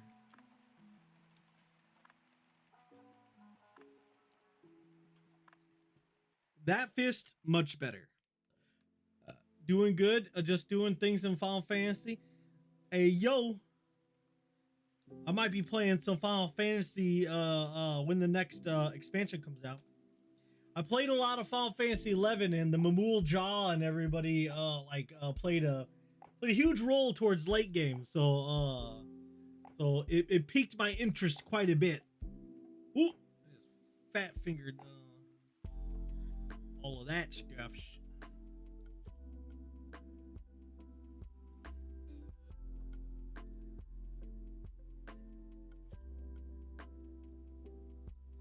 So yeah, I'm interested.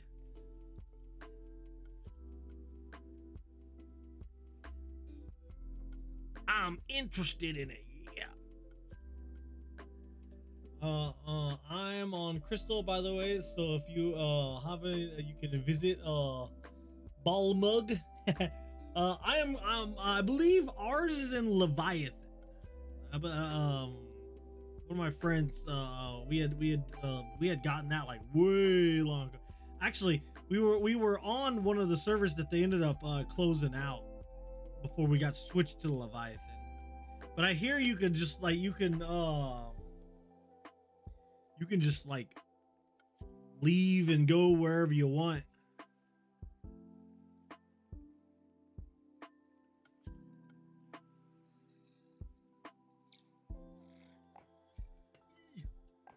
Not very high level. I'm like a 52 samurai.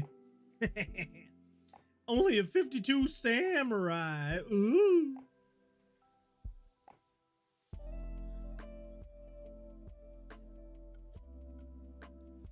You know what? This thing is supposed to go higher.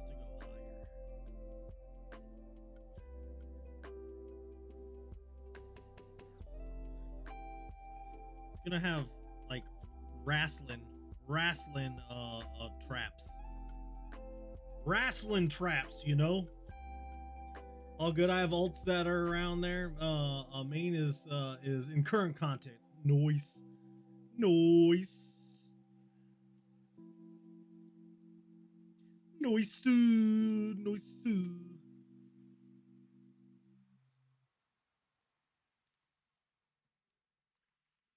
Make it Nanami super swole.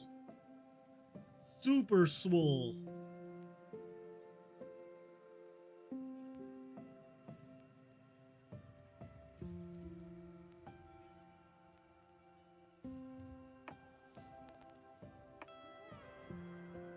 I may frostbite the enemy, but that doesn't mean that doesn't mean I could literally put the fire ice. Oh, are you in Minecraft? Gonna freeze and frostbite them bad boys?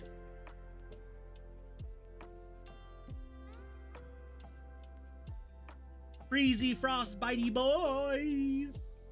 Alright, so 133. Man, I need to get that level too.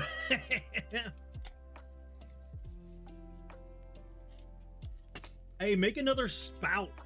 If I could figure out a way to make it so like that thing can like net us more XP, I would do so.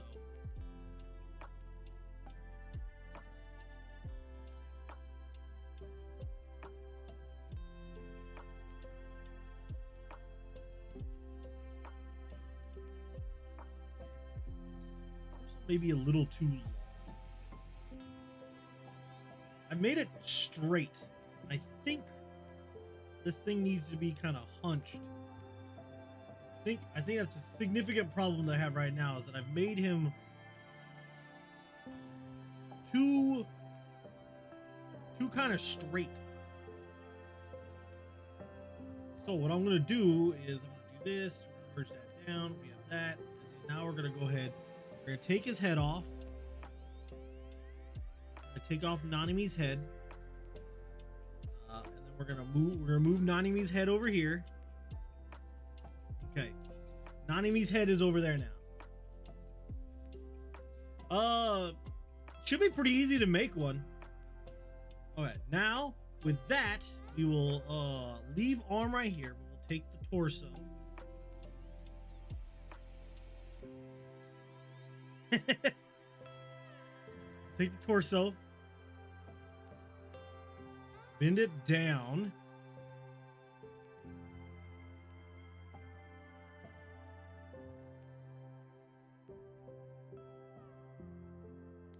Yeah, we'll see how this goes. Bend it down. We'll erase this. Say lore accurate? Lord have mercy.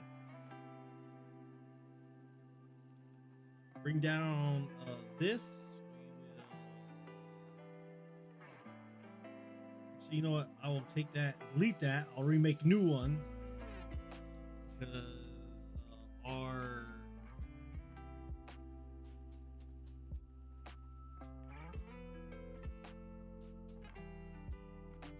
should probably do.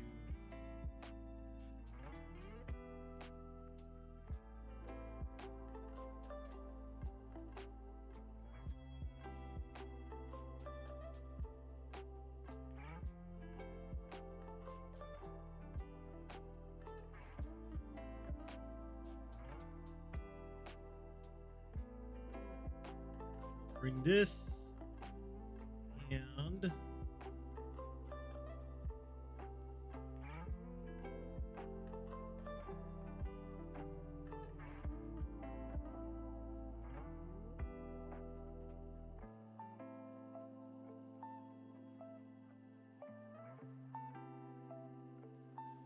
that.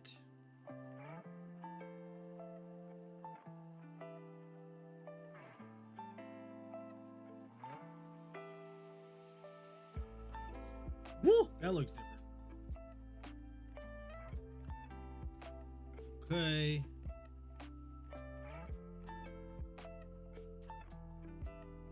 At the reduce height. Hey, what's up? I'm doing some body mods right now. Doing some body mods. Trying to get them in a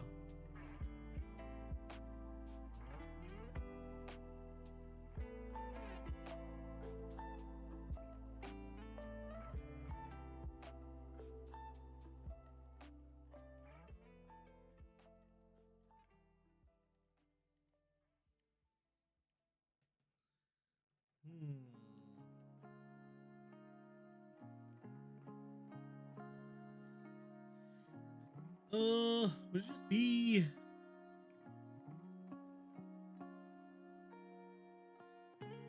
curved?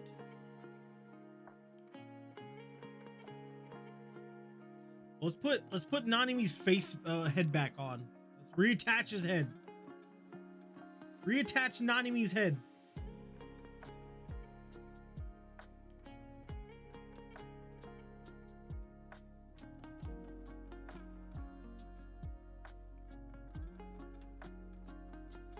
We gotta find a good position. Oh!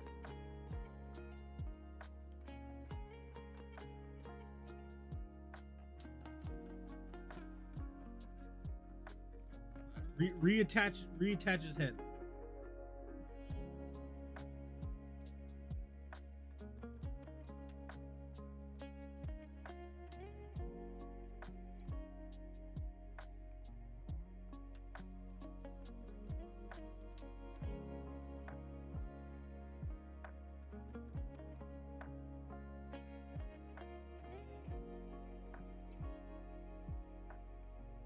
Think that works. Erase this.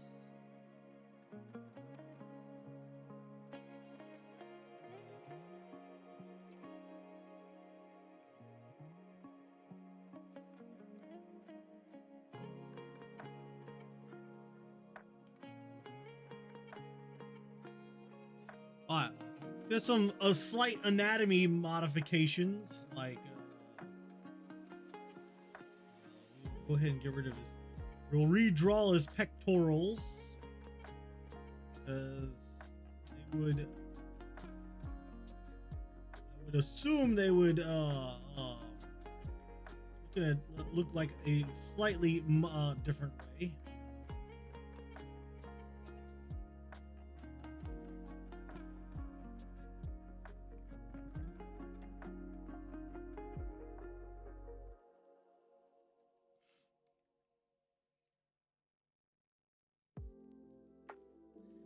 Okay, now where's his body gonna go? I got kind of like a downward slash and a ready punch. And then we got this. We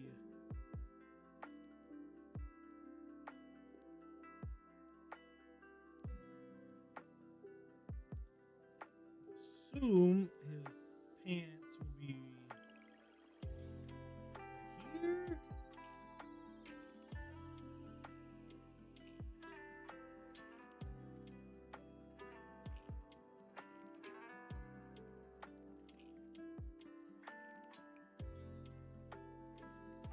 Muscles, muscles.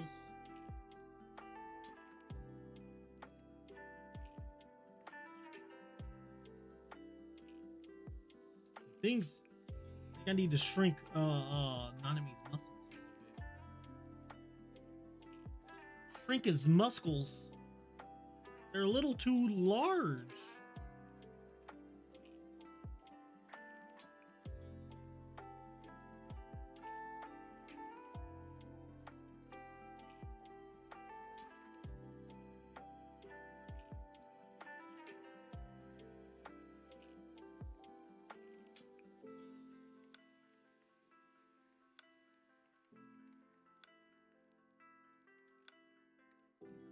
I think I need to straighten out his arm a little more. I don't like the fact that it's not as straight as it could be. He's going in for an attack, so his arm should be straight.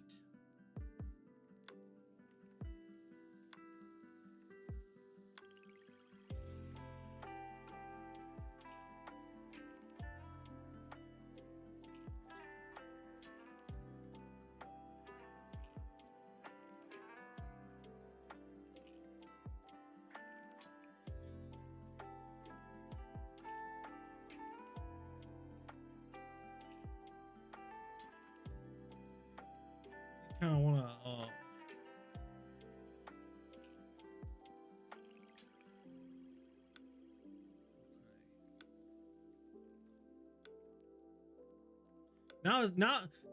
now his head is too big, so now I'm trying to make his body larger to fit his head size.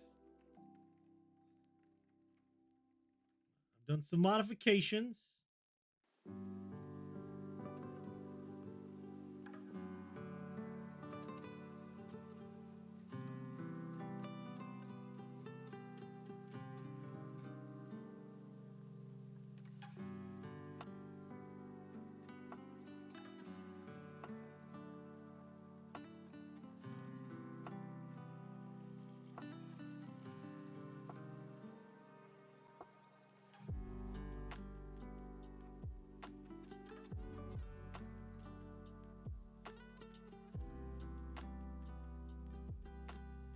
To be more of an upright version, or do we want him really hunched? It's not really set up to be hunched a whole bunch, but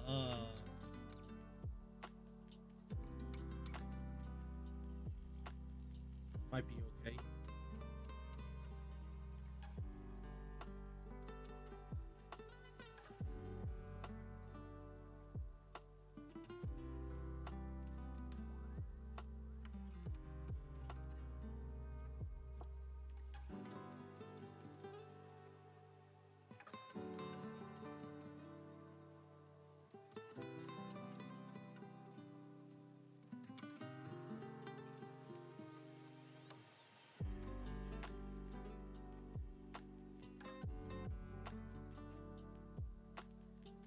I would assume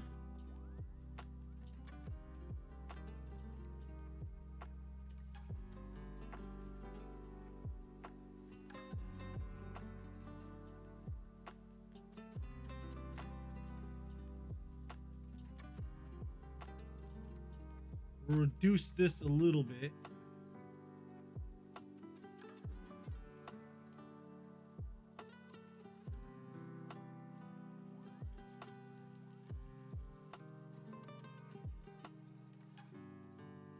Maybe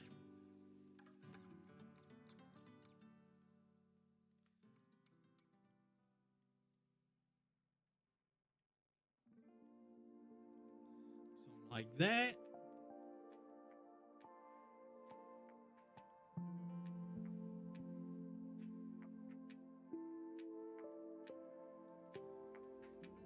Please bear with me, as for the most part, the male body, even though I have one, I do not have a musculature that really fits this. So yeah, making a swole body is foreign foreign to me, you know.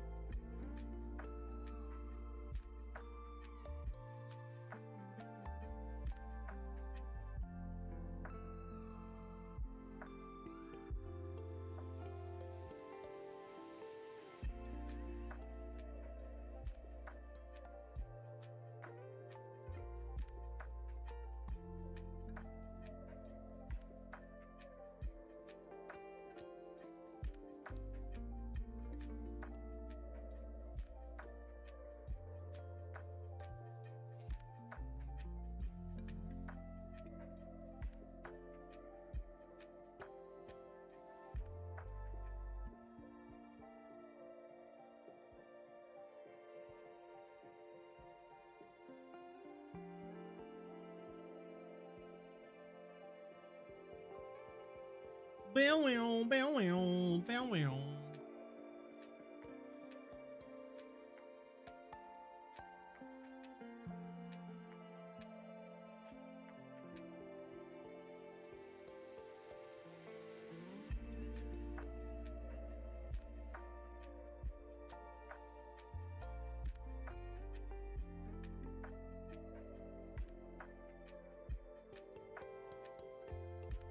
Trying to find like the perfect, the perspective and everything is I think I'm getting it though. I think I might be getting it. It's looking pretty okay.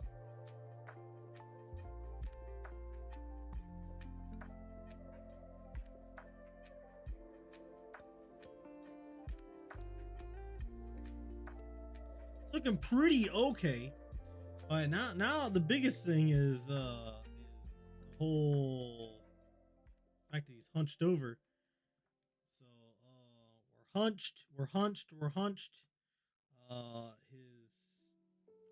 His stomach would kind of go like this.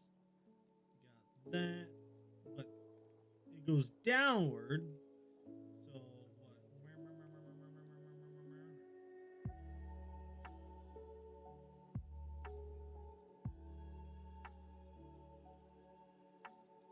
like bigger up here, smaller down here.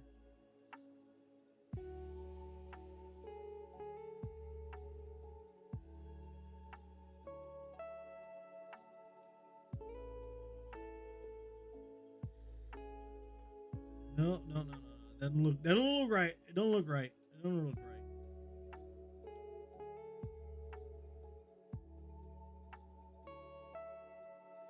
Let me take a look. Let me take a look at some stoops. Let me take a look at some references. Let me look at some references. You got any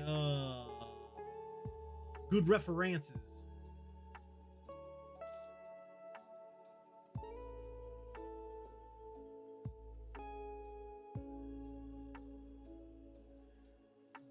So let's try to get a general understanding about how I have his body currently set up.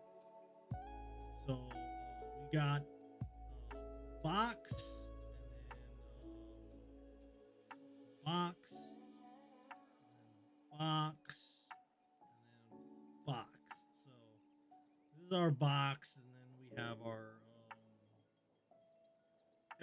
everything else. But I guess I should technically make it like um, full box. So bio, bio, bio, and bio. So that's our box.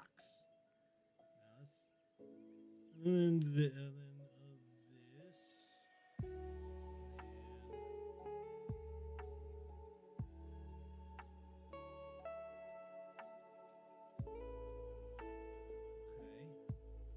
Now we want his back to go, his waist to go back. Like that's not even a really good freaking geometry piece of trash. But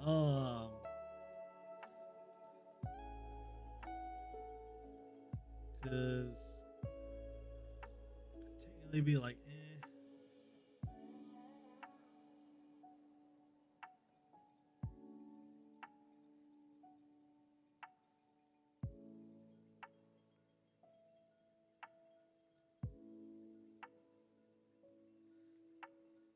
it's not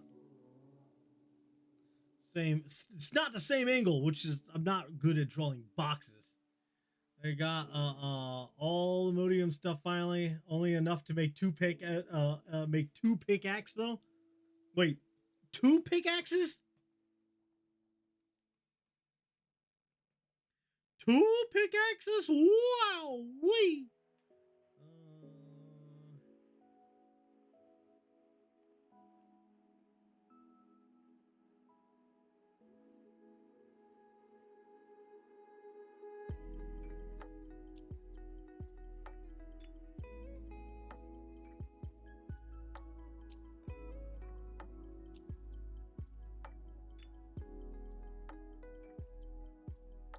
Man, they need to make it so you can just like do straight up. Oh no! I need better geometry. I need better geometry, you know?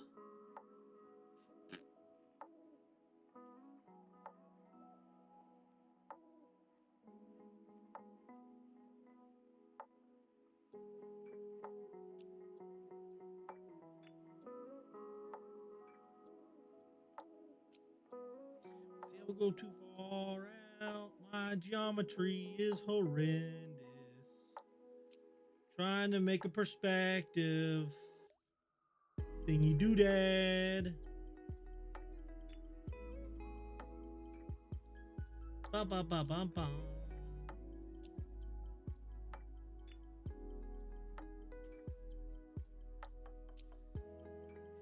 Then pelvis would be like bow.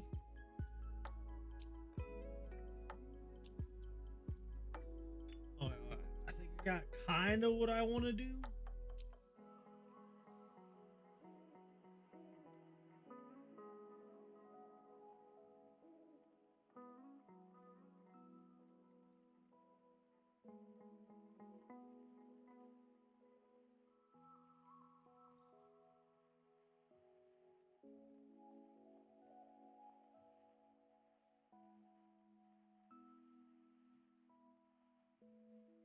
What? That looks okay. That looks okay. Okay. With that, now we need to make his legs, which I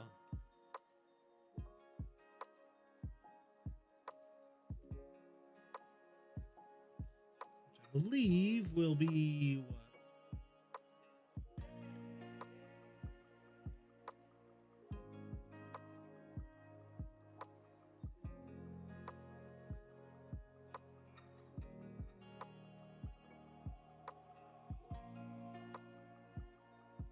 I think his torso would be a whole lot larger though.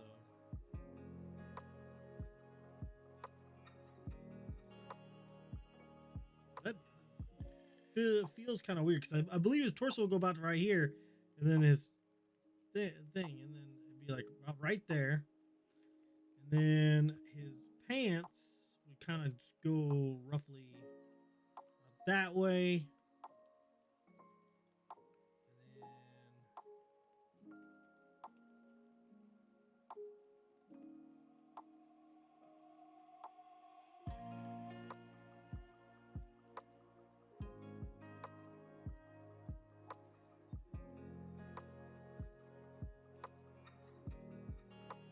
But maybe since it's pulled so back, maybe it'd be.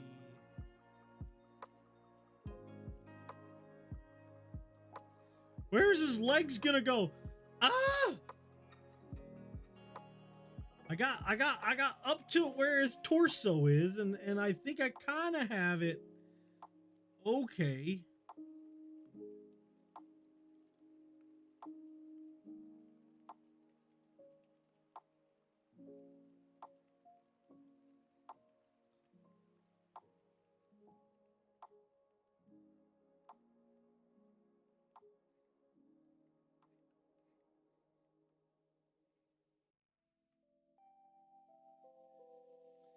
I feel that I made his upper body a little too large.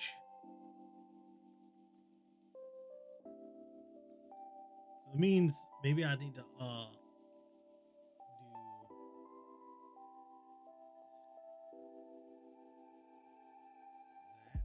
Maybe make his lower body a little. See, I want to. It's supposed to look like that because it's kind of bending backward. So it means technically his. We keep this line. Keep this line right here.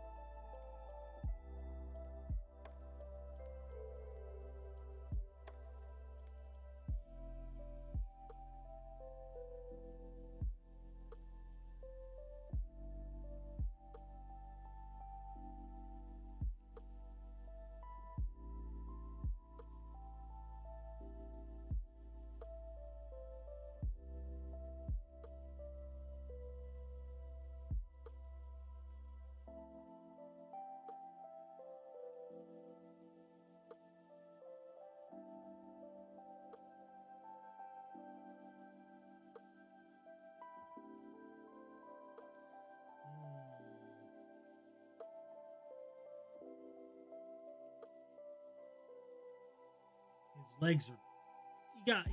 No leg day. No leg day. We need his legs to be chunky boys.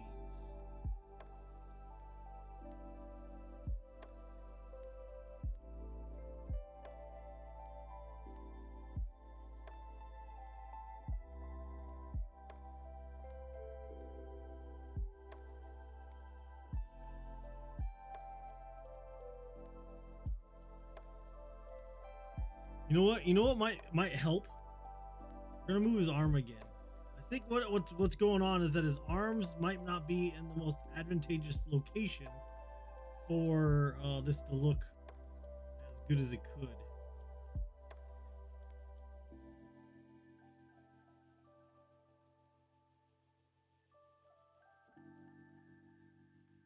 So we put it right there. That means we get a little more view of his legs. And the legs on the outside are aren't necessarily being seen. So that means we can continue up on this. We'll have the zipper, and then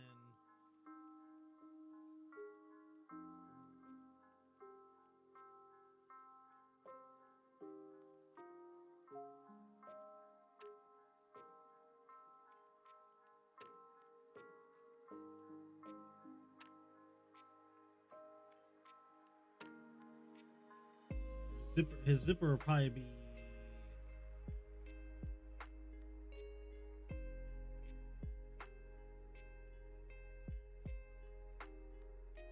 Come on, Nanami. Stop looking like you got tiny legs. Stop looking like you got tiny legs, my guy. Maybe I have to zoom out. Oh, The frick? Ah! Ah! Ah! Oh shoot! Oh! Oh!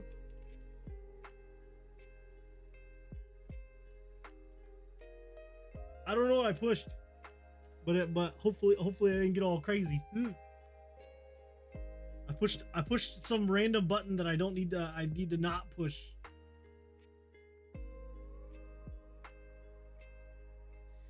Okay, we're gonna zoom out. We're gonna zoom out and then make his legs. Okay.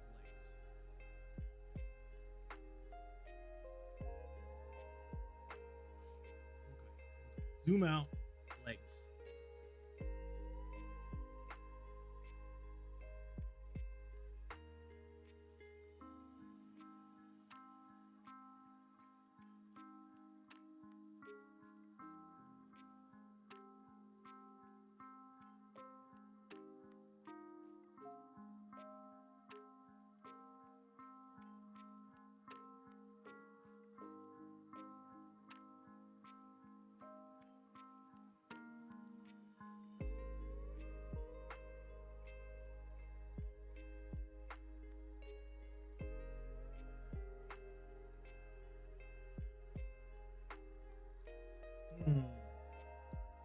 Impregnable defense.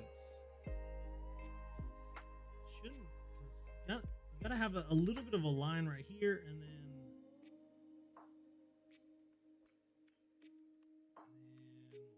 we'll have the leg out.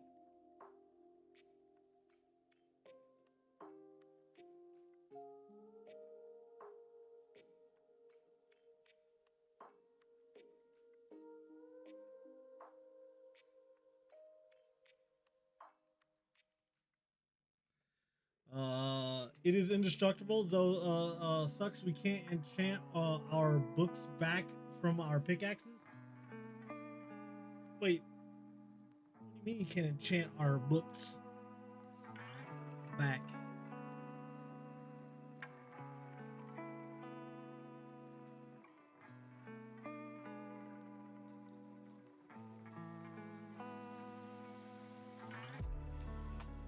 Ba-da-ba-ba.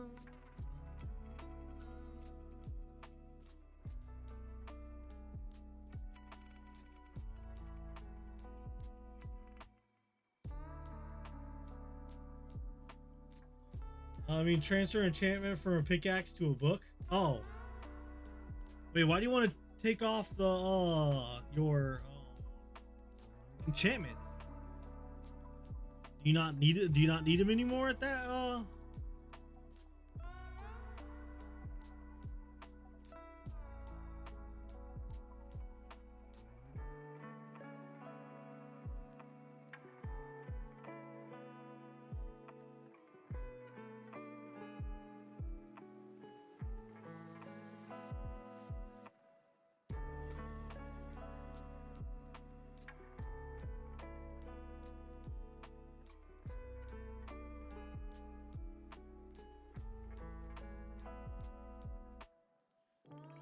Transfer into a new pickaxe.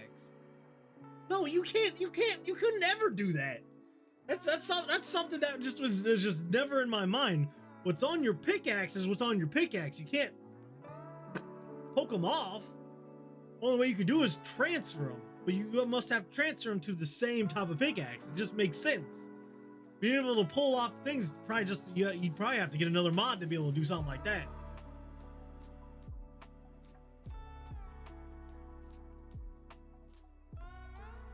The mechanic of the grindstone? The grindstone disenchants. You put an item in there and then you get the XP back. Unless you're looking to try to get the XP back from the item.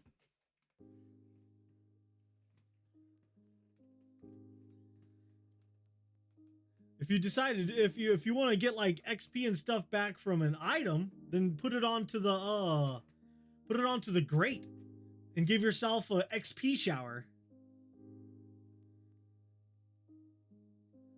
If you want the enchantments off it, you're out of luck. But yeah, if you want to take the juicy XP out of the old pickaxe, that's fairly easy.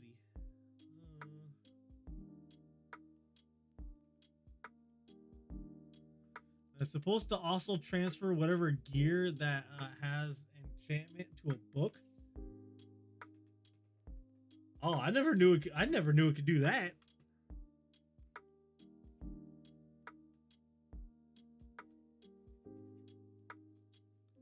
I always thought it was just disenchants and repairs.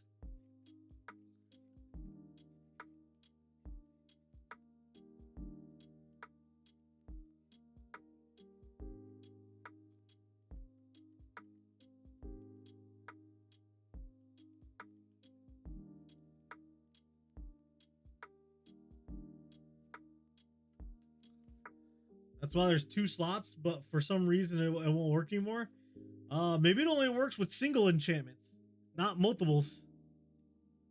Or maybe there's just too much for a book to actually have.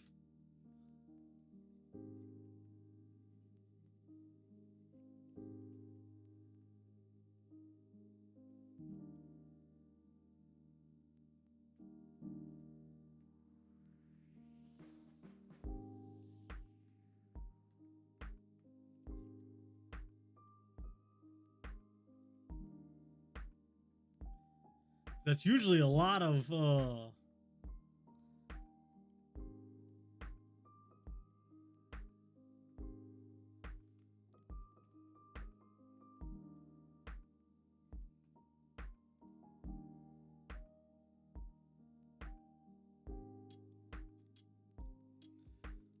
dun, dun, dun, dun.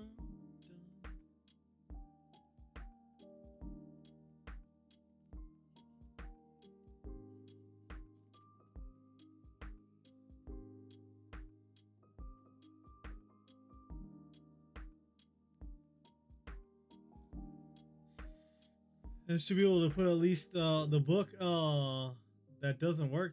I'd say if you really want to check and see if it works, I would say like have something that has a single enchantment on it, and see if you can pull that one enchantment off.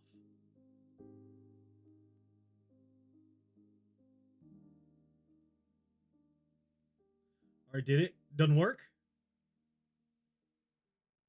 Or does it work?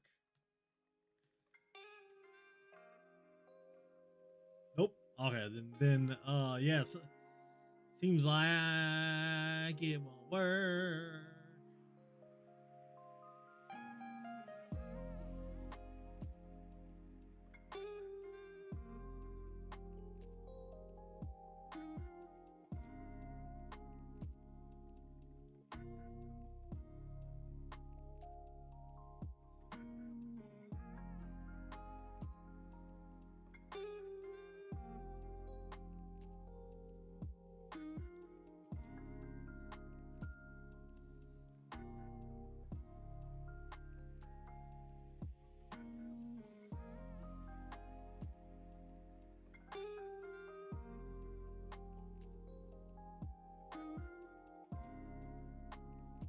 Bum bum bum bum.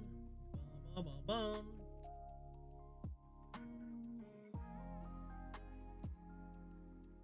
Ah, balls.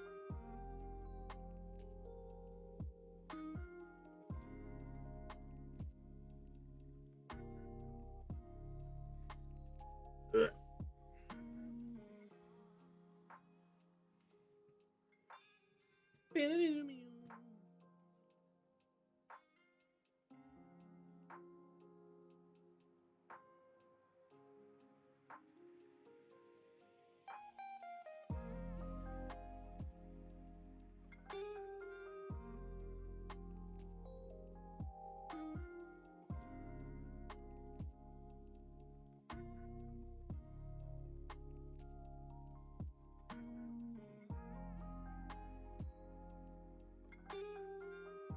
Okay, I think I may have. I need to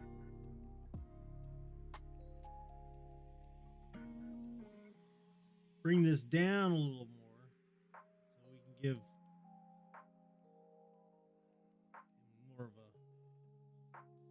more of a jawline.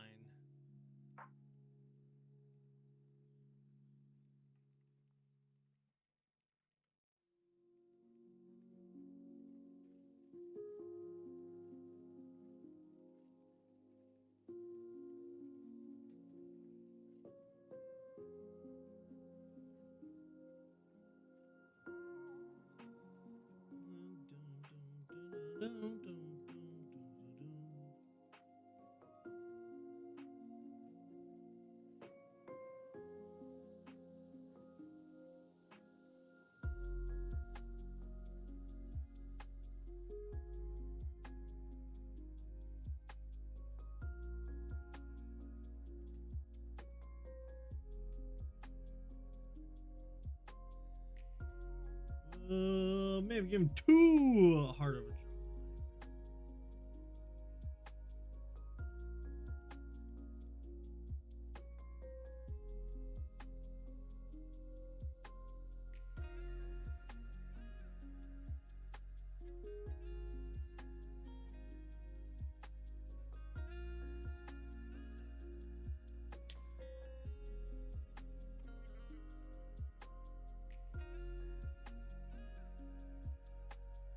Dun, dun, dun, dun, dun, dun.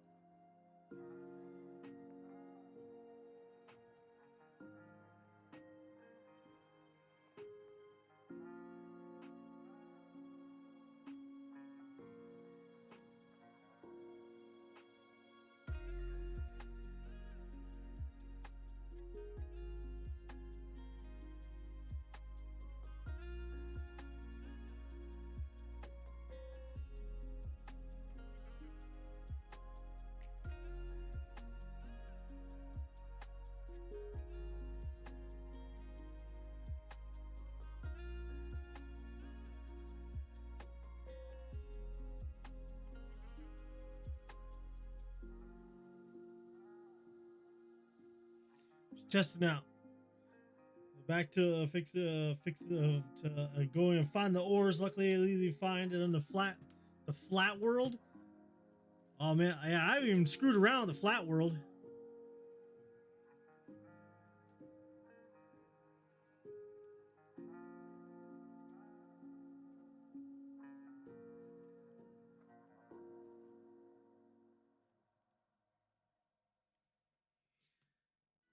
Few bottles.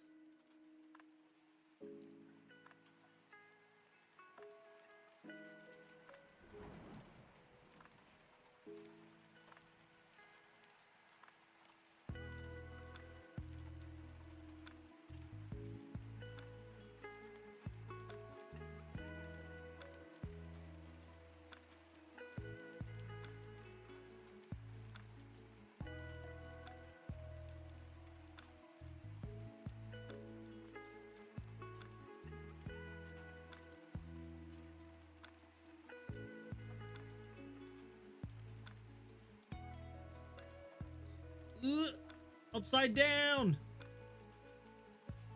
Want to see well, this looks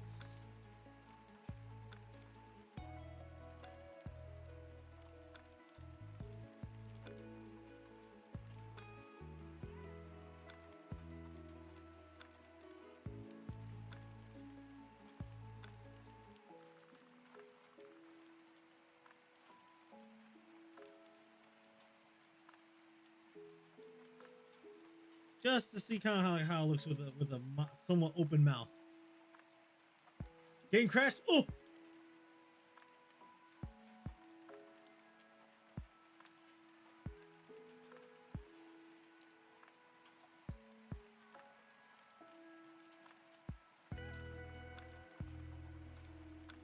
yeah, I don't know if I like the mouth. My mouth. I have.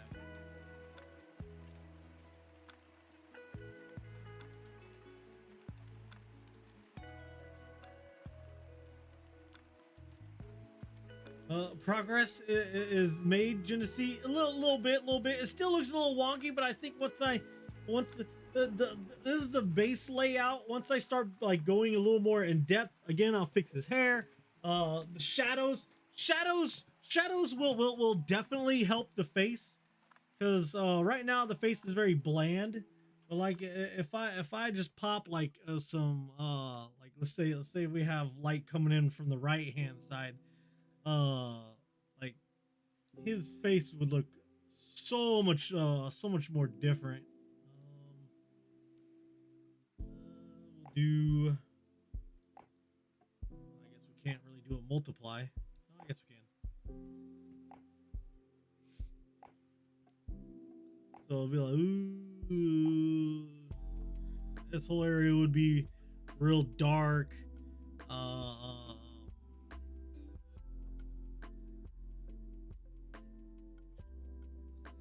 This area would be real dark. Underneath his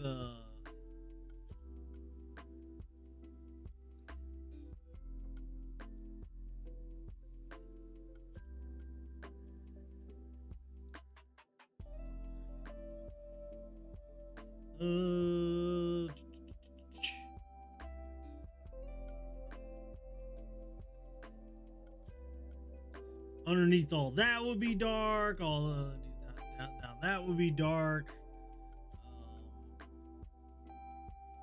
It's just there'd be a lot more. There'd be a whole lot more expression going in on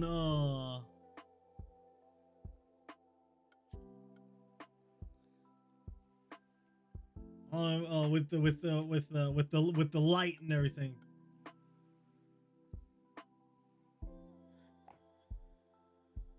Probably a bad idea to let it play out for the whole night. Oh, you're talking about War Thunder?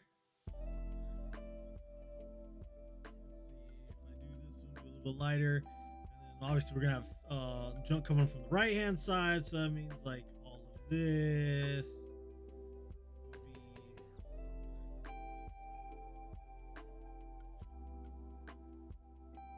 be darkened up anyway. Oh my god. Oh, Minecraft.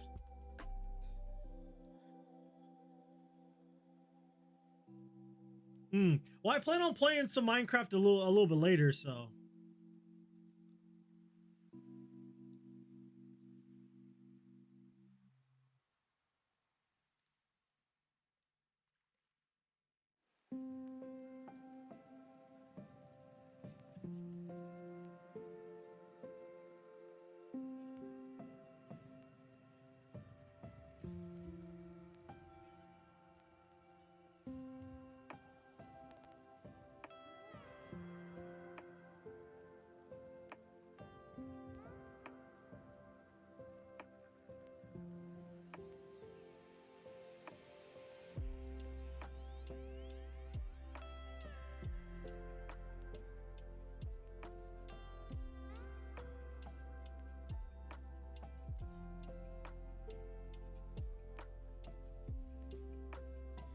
I have one XP bar that could be used for a potion. Huh.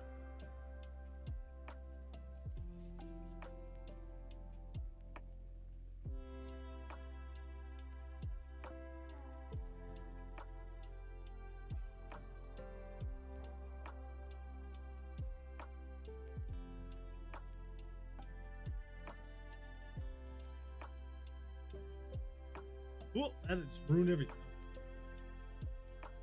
But yeah, that's just kind of what I have kind of going on. More of it will come across. The more I get to it. That's the base. That'd probably be the base layout. Obviously, he's gonna look a lot different once I put his clothes on him. And I'll probably do even more movements. Gotta do his hair. Gotta fix up his hair a little more. But again, not really good at drawing dude bros. I want to see if I can try to get a quick like sketch of what I kind of want Nobara to kind of look at. So I'm gonna do another one. I'm gonna run to the restroom, do a quick sketch of Nobara.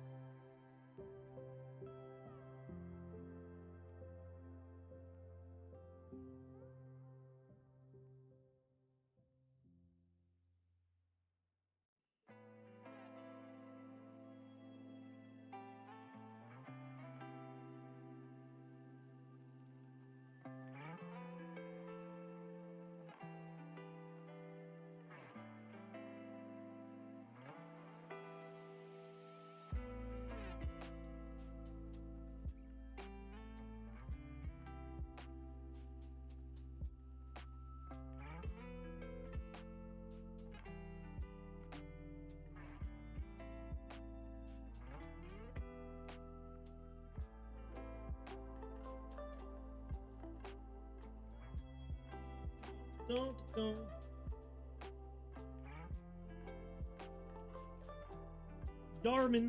Yarman tree. Okay. So, down a little bit more. Do this.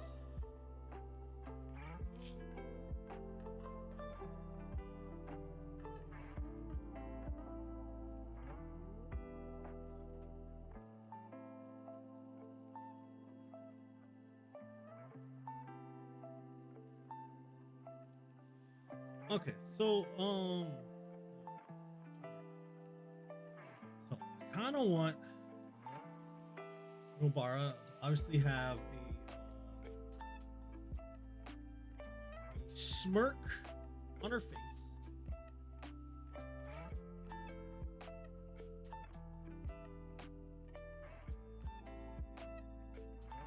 That's just kind of how she is.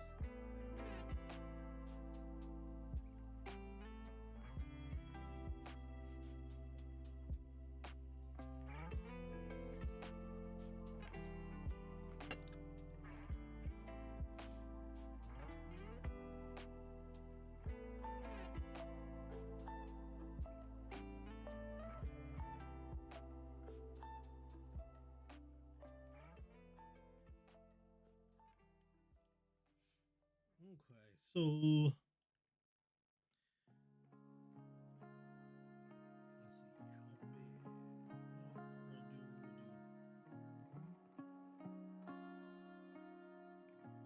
how big. Kind of want her face to be.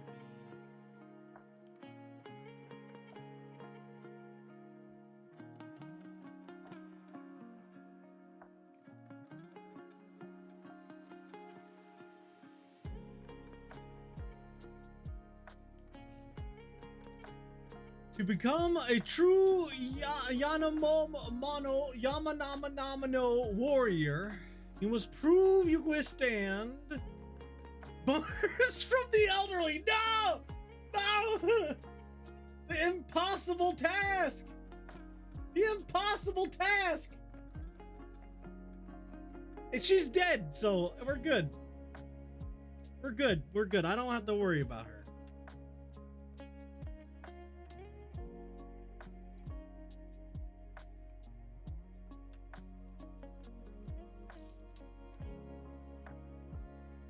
Glenn Beck with harried by a swarm of buzzards.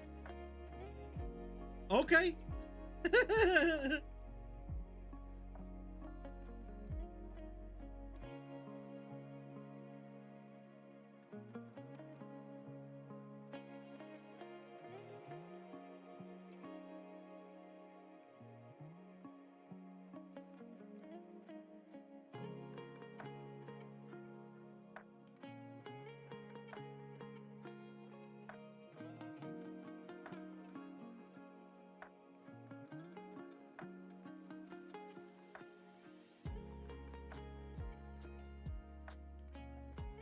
I'm thinking like teeth and the nails.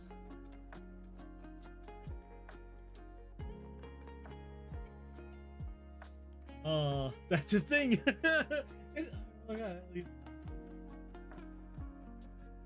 Glenn Beck.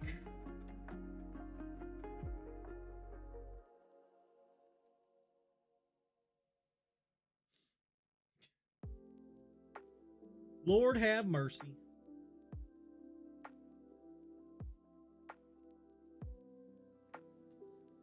So that's what I'm kind of thinking, roughly around the face. I do kind of want the tattoos on her.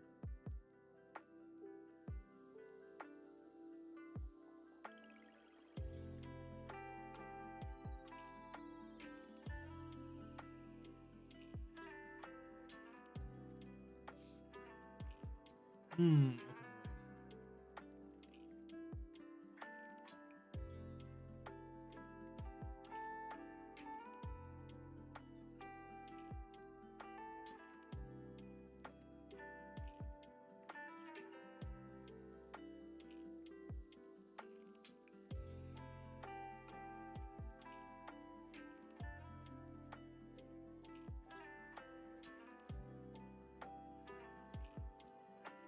Should I actually.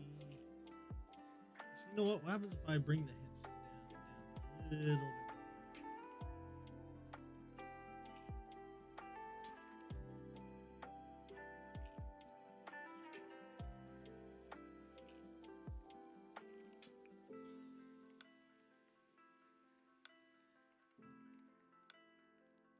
Bring the head a little further forward because I want to follow this action line.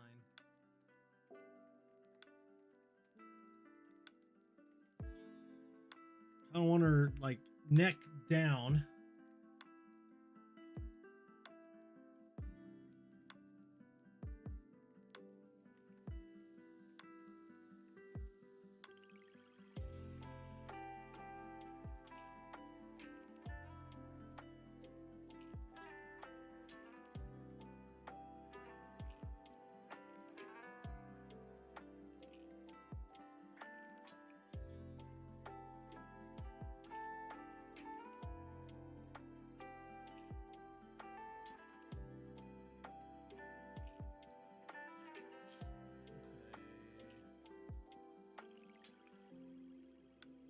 Collar.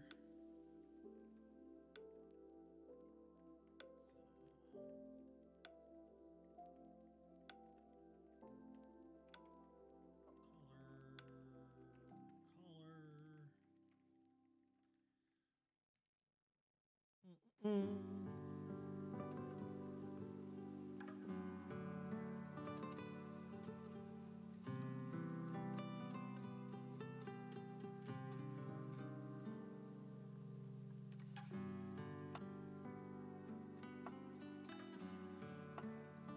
Da-da-da.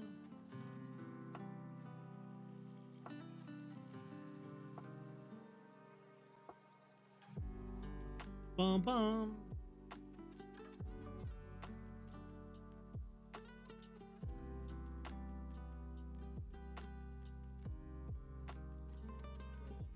Arm.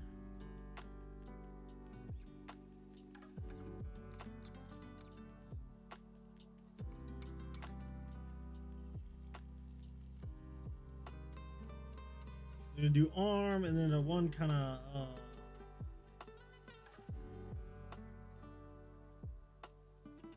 and then out.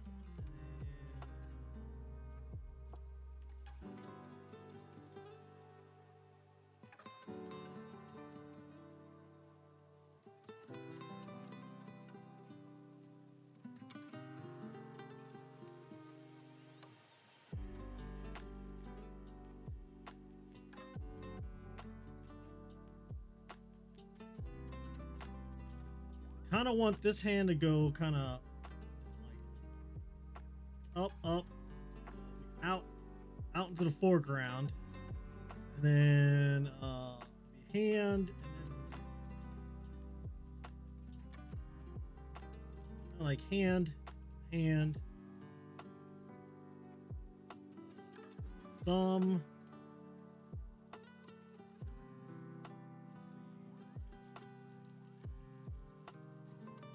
She'd have nails inside her fingers like that.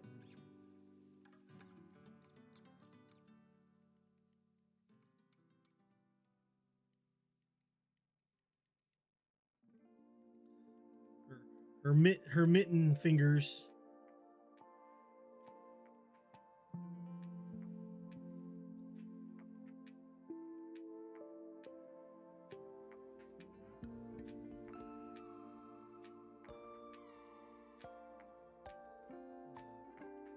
Thumb.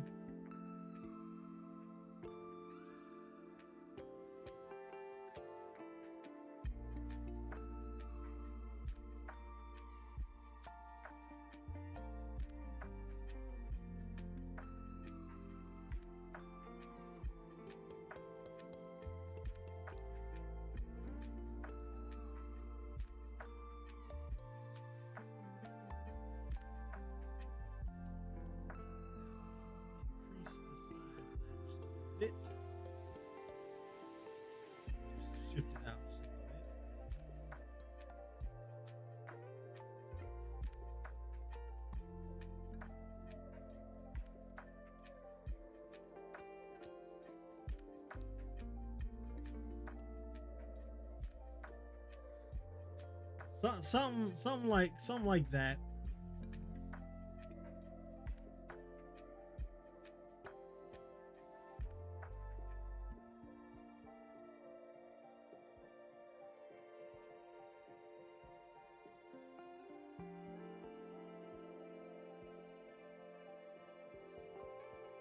I wonder if I can have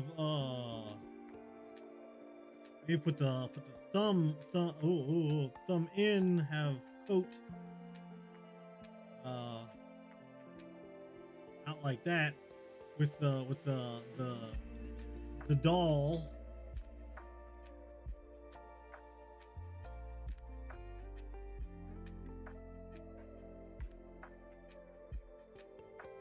Maybe go with the kind of a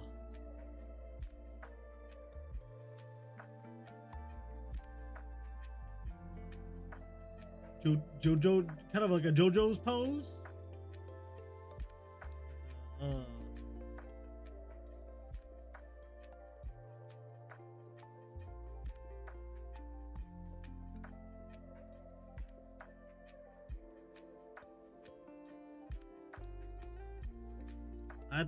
Might have to shrink the head just a smidge to make it fit properly.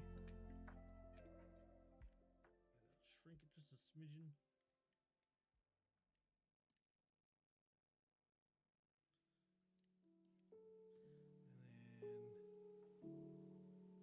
And then head'll be a little smaller.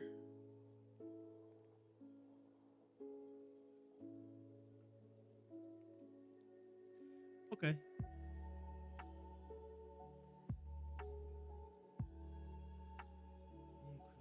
So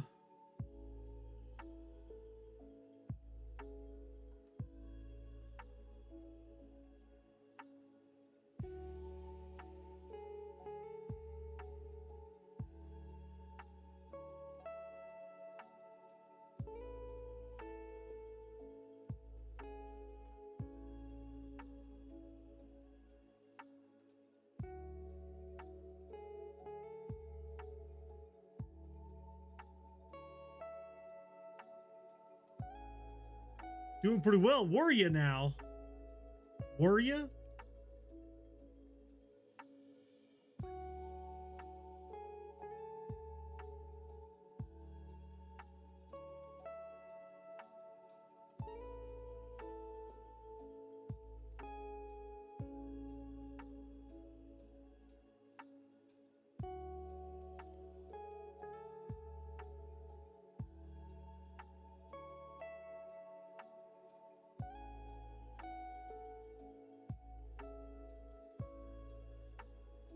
Oh, the Marauder. Hey, yo.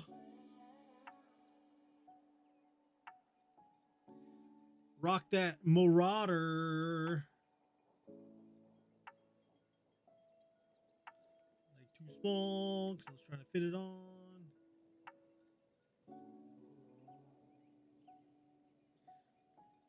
Cancel. Might need to make this a little body a little bit smaller because I want to fit it on the whole thing.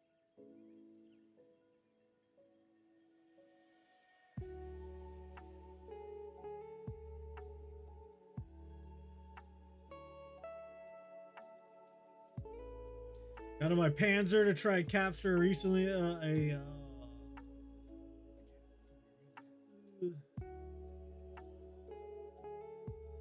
recent enemy capture point in 3 to 4 different countries there.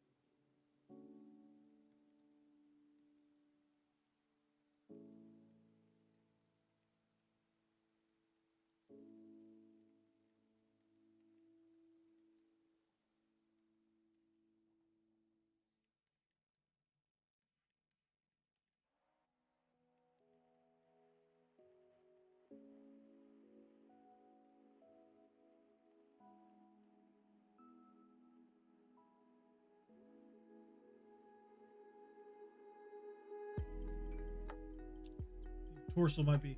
Got 6 kills before dying. Nice. Nice.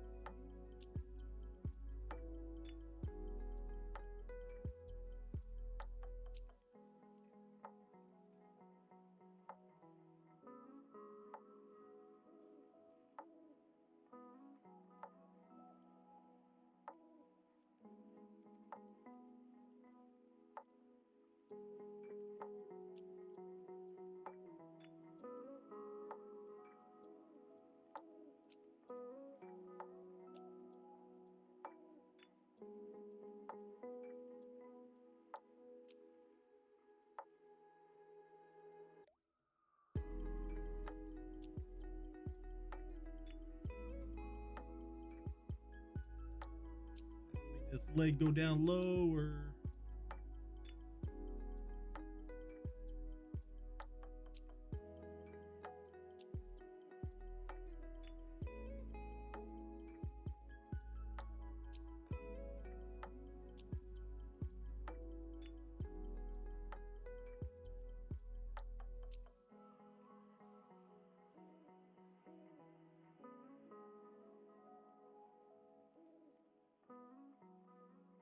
Hmm.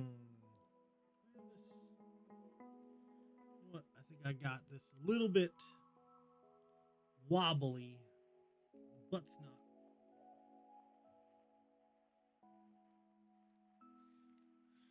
not. I disabled KV2, taking out the gunner and breachers, and also 6. Jesus. Noise. Noise.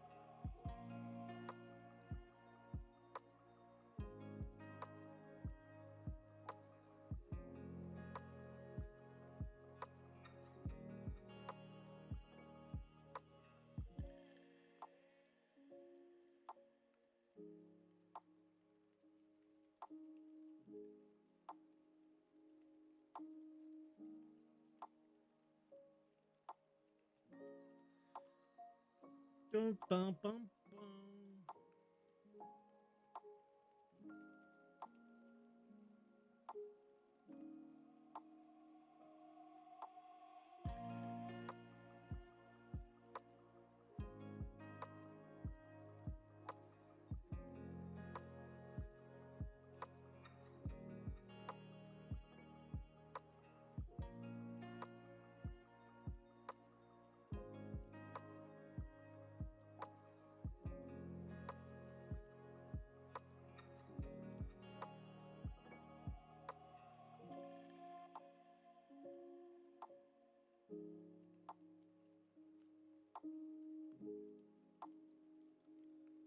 Dum, bum, bum.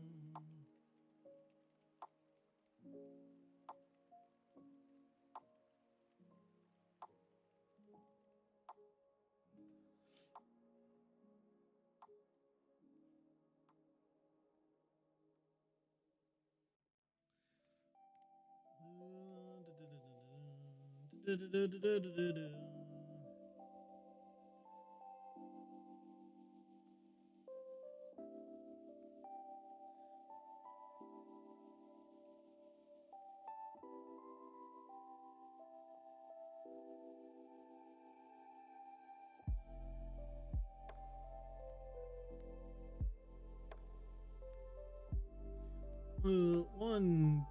two, three, 4, 5, 6. All right, 6 heads.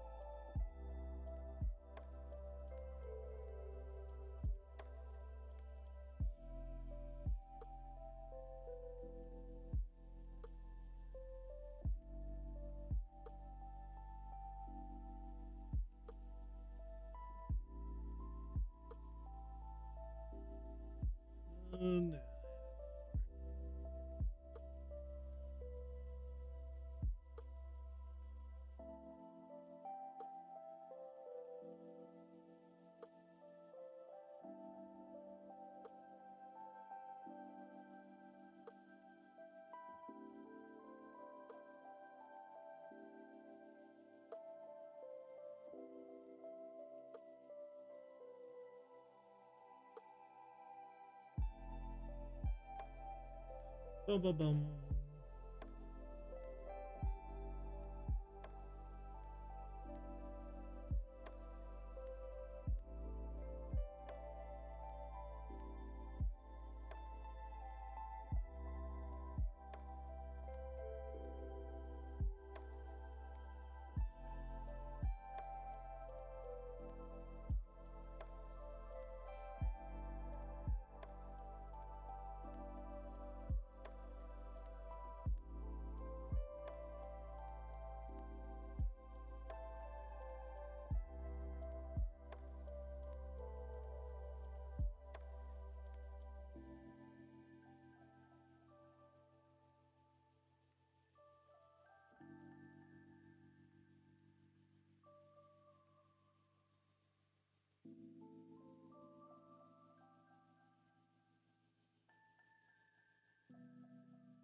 Bum bum bum bum bum bum bum bum bum bum.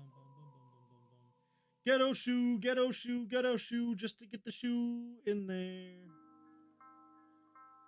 Ghetto shoe. Oh my god, it looks horrendous. Uh, uh, uh.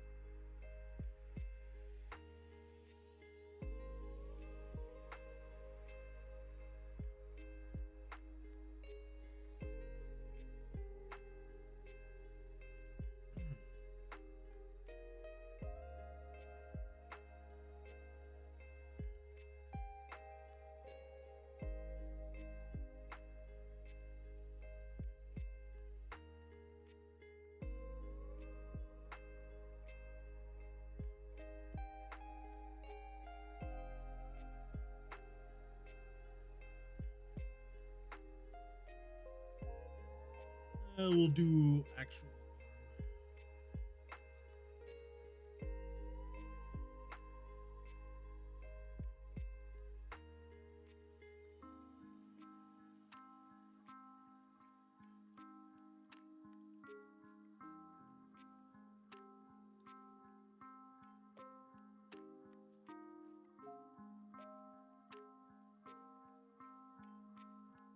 Dun, dun, dun, dun, dun, dun.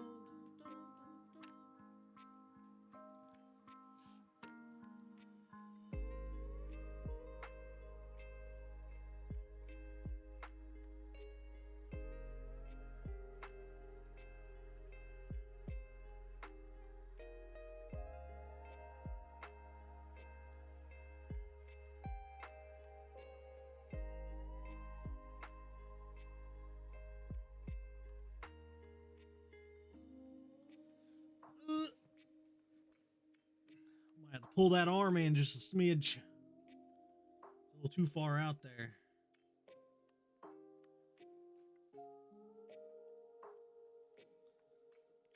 A little too far out there.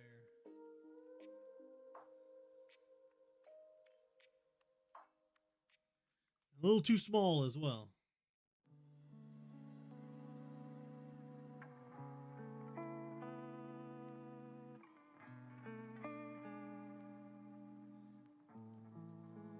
Okay.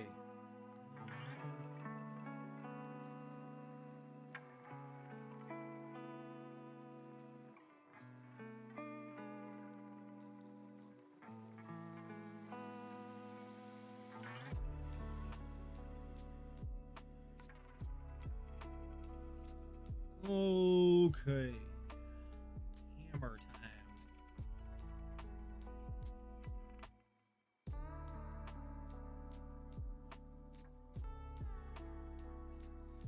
Perspective hammer. Ooh. Ooh. Oh, Lord.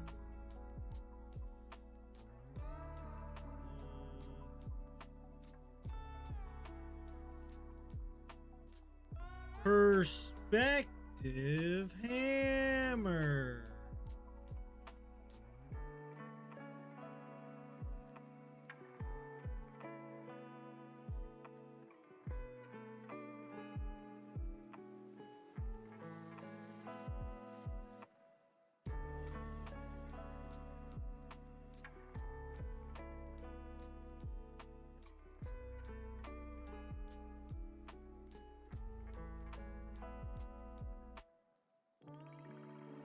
Good enough. Good enough. It's a good enough hammer for right now. Make it bigger. Then we'll have our pseudo fist.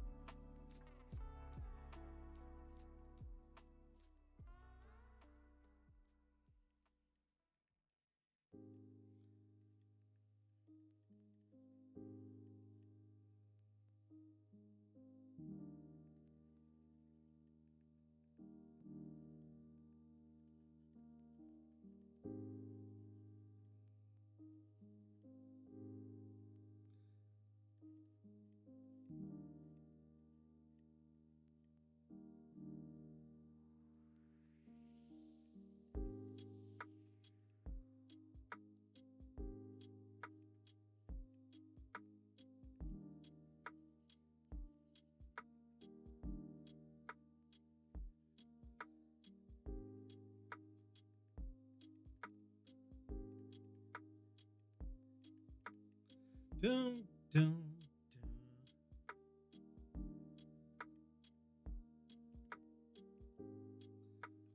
Bum, bum, bum, bum, bum.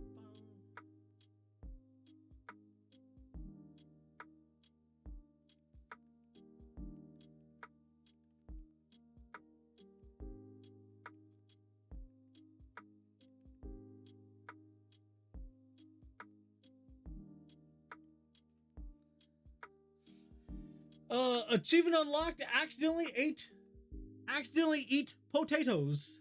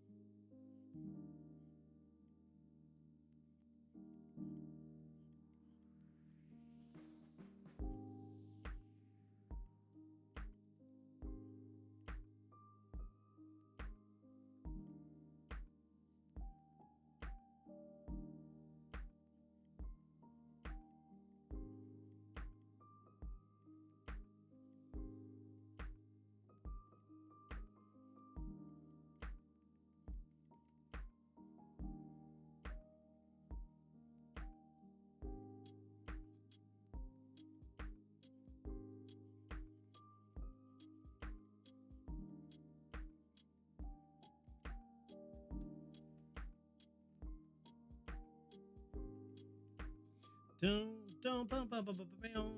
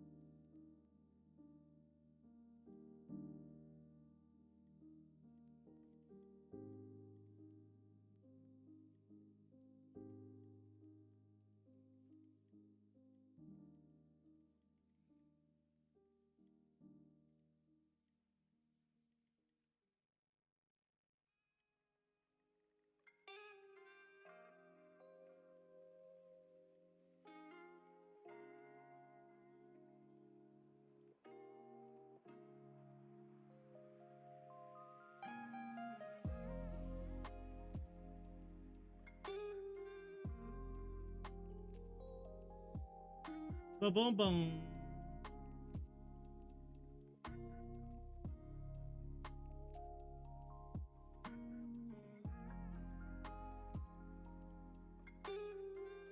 That's a makeshift setup of possibly what my stance is for Nobara. What is this? Oh, my neck hurts.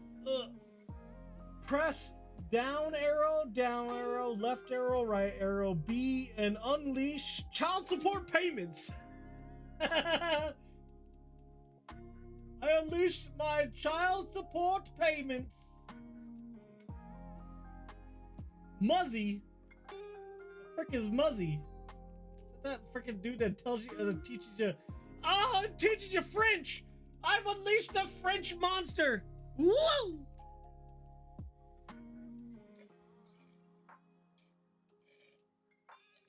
Okay. So, this is what I got. This is what I got so far. We're gonna bring the mic down over here. Put this over here. Ugh. Oh, my neck. Okay. The release the devil himself. Oh my lord. The devil himself.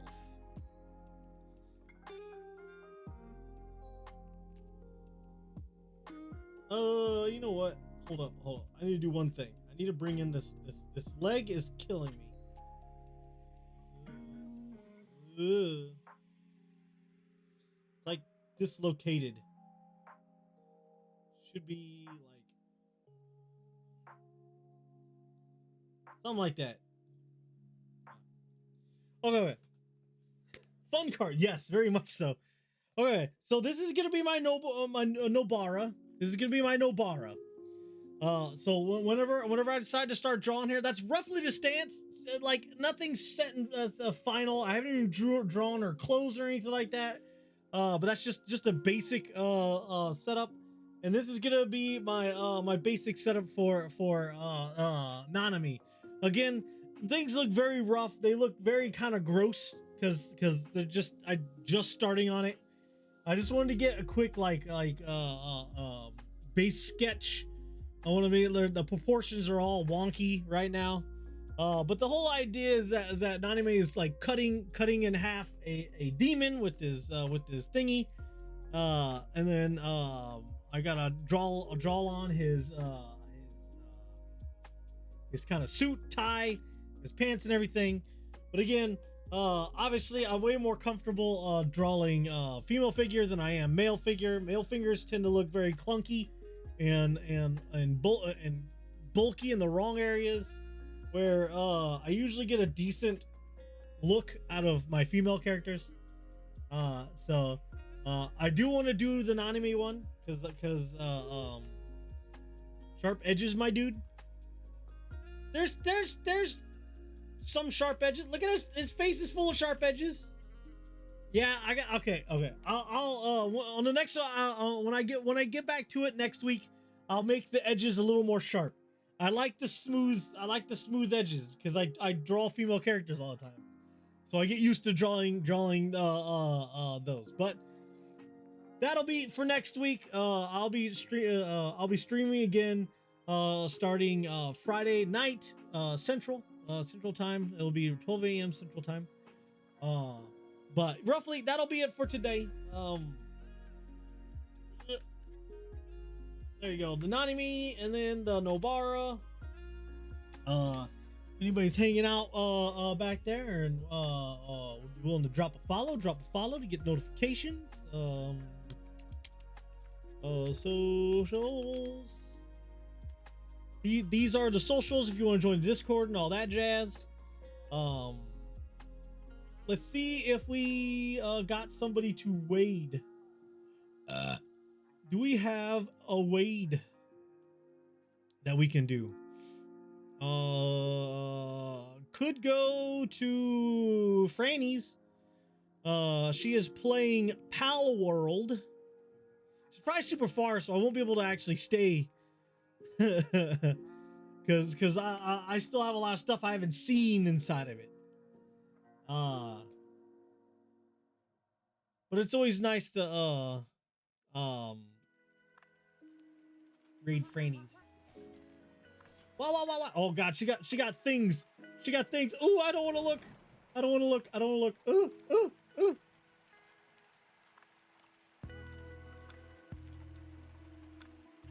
look. Slash raid. Alright, we're raiding Franny. She's playing Pal World. Hope you guys have a good night. Good morning, afternoon, wherever you guys are. And hopefully I will see you guys again next week when I do some more drawing, some Minecraft, more Pal World myself. Arrivederci, everybody, and good night. Good night. Let's go to Fran. Wee wee.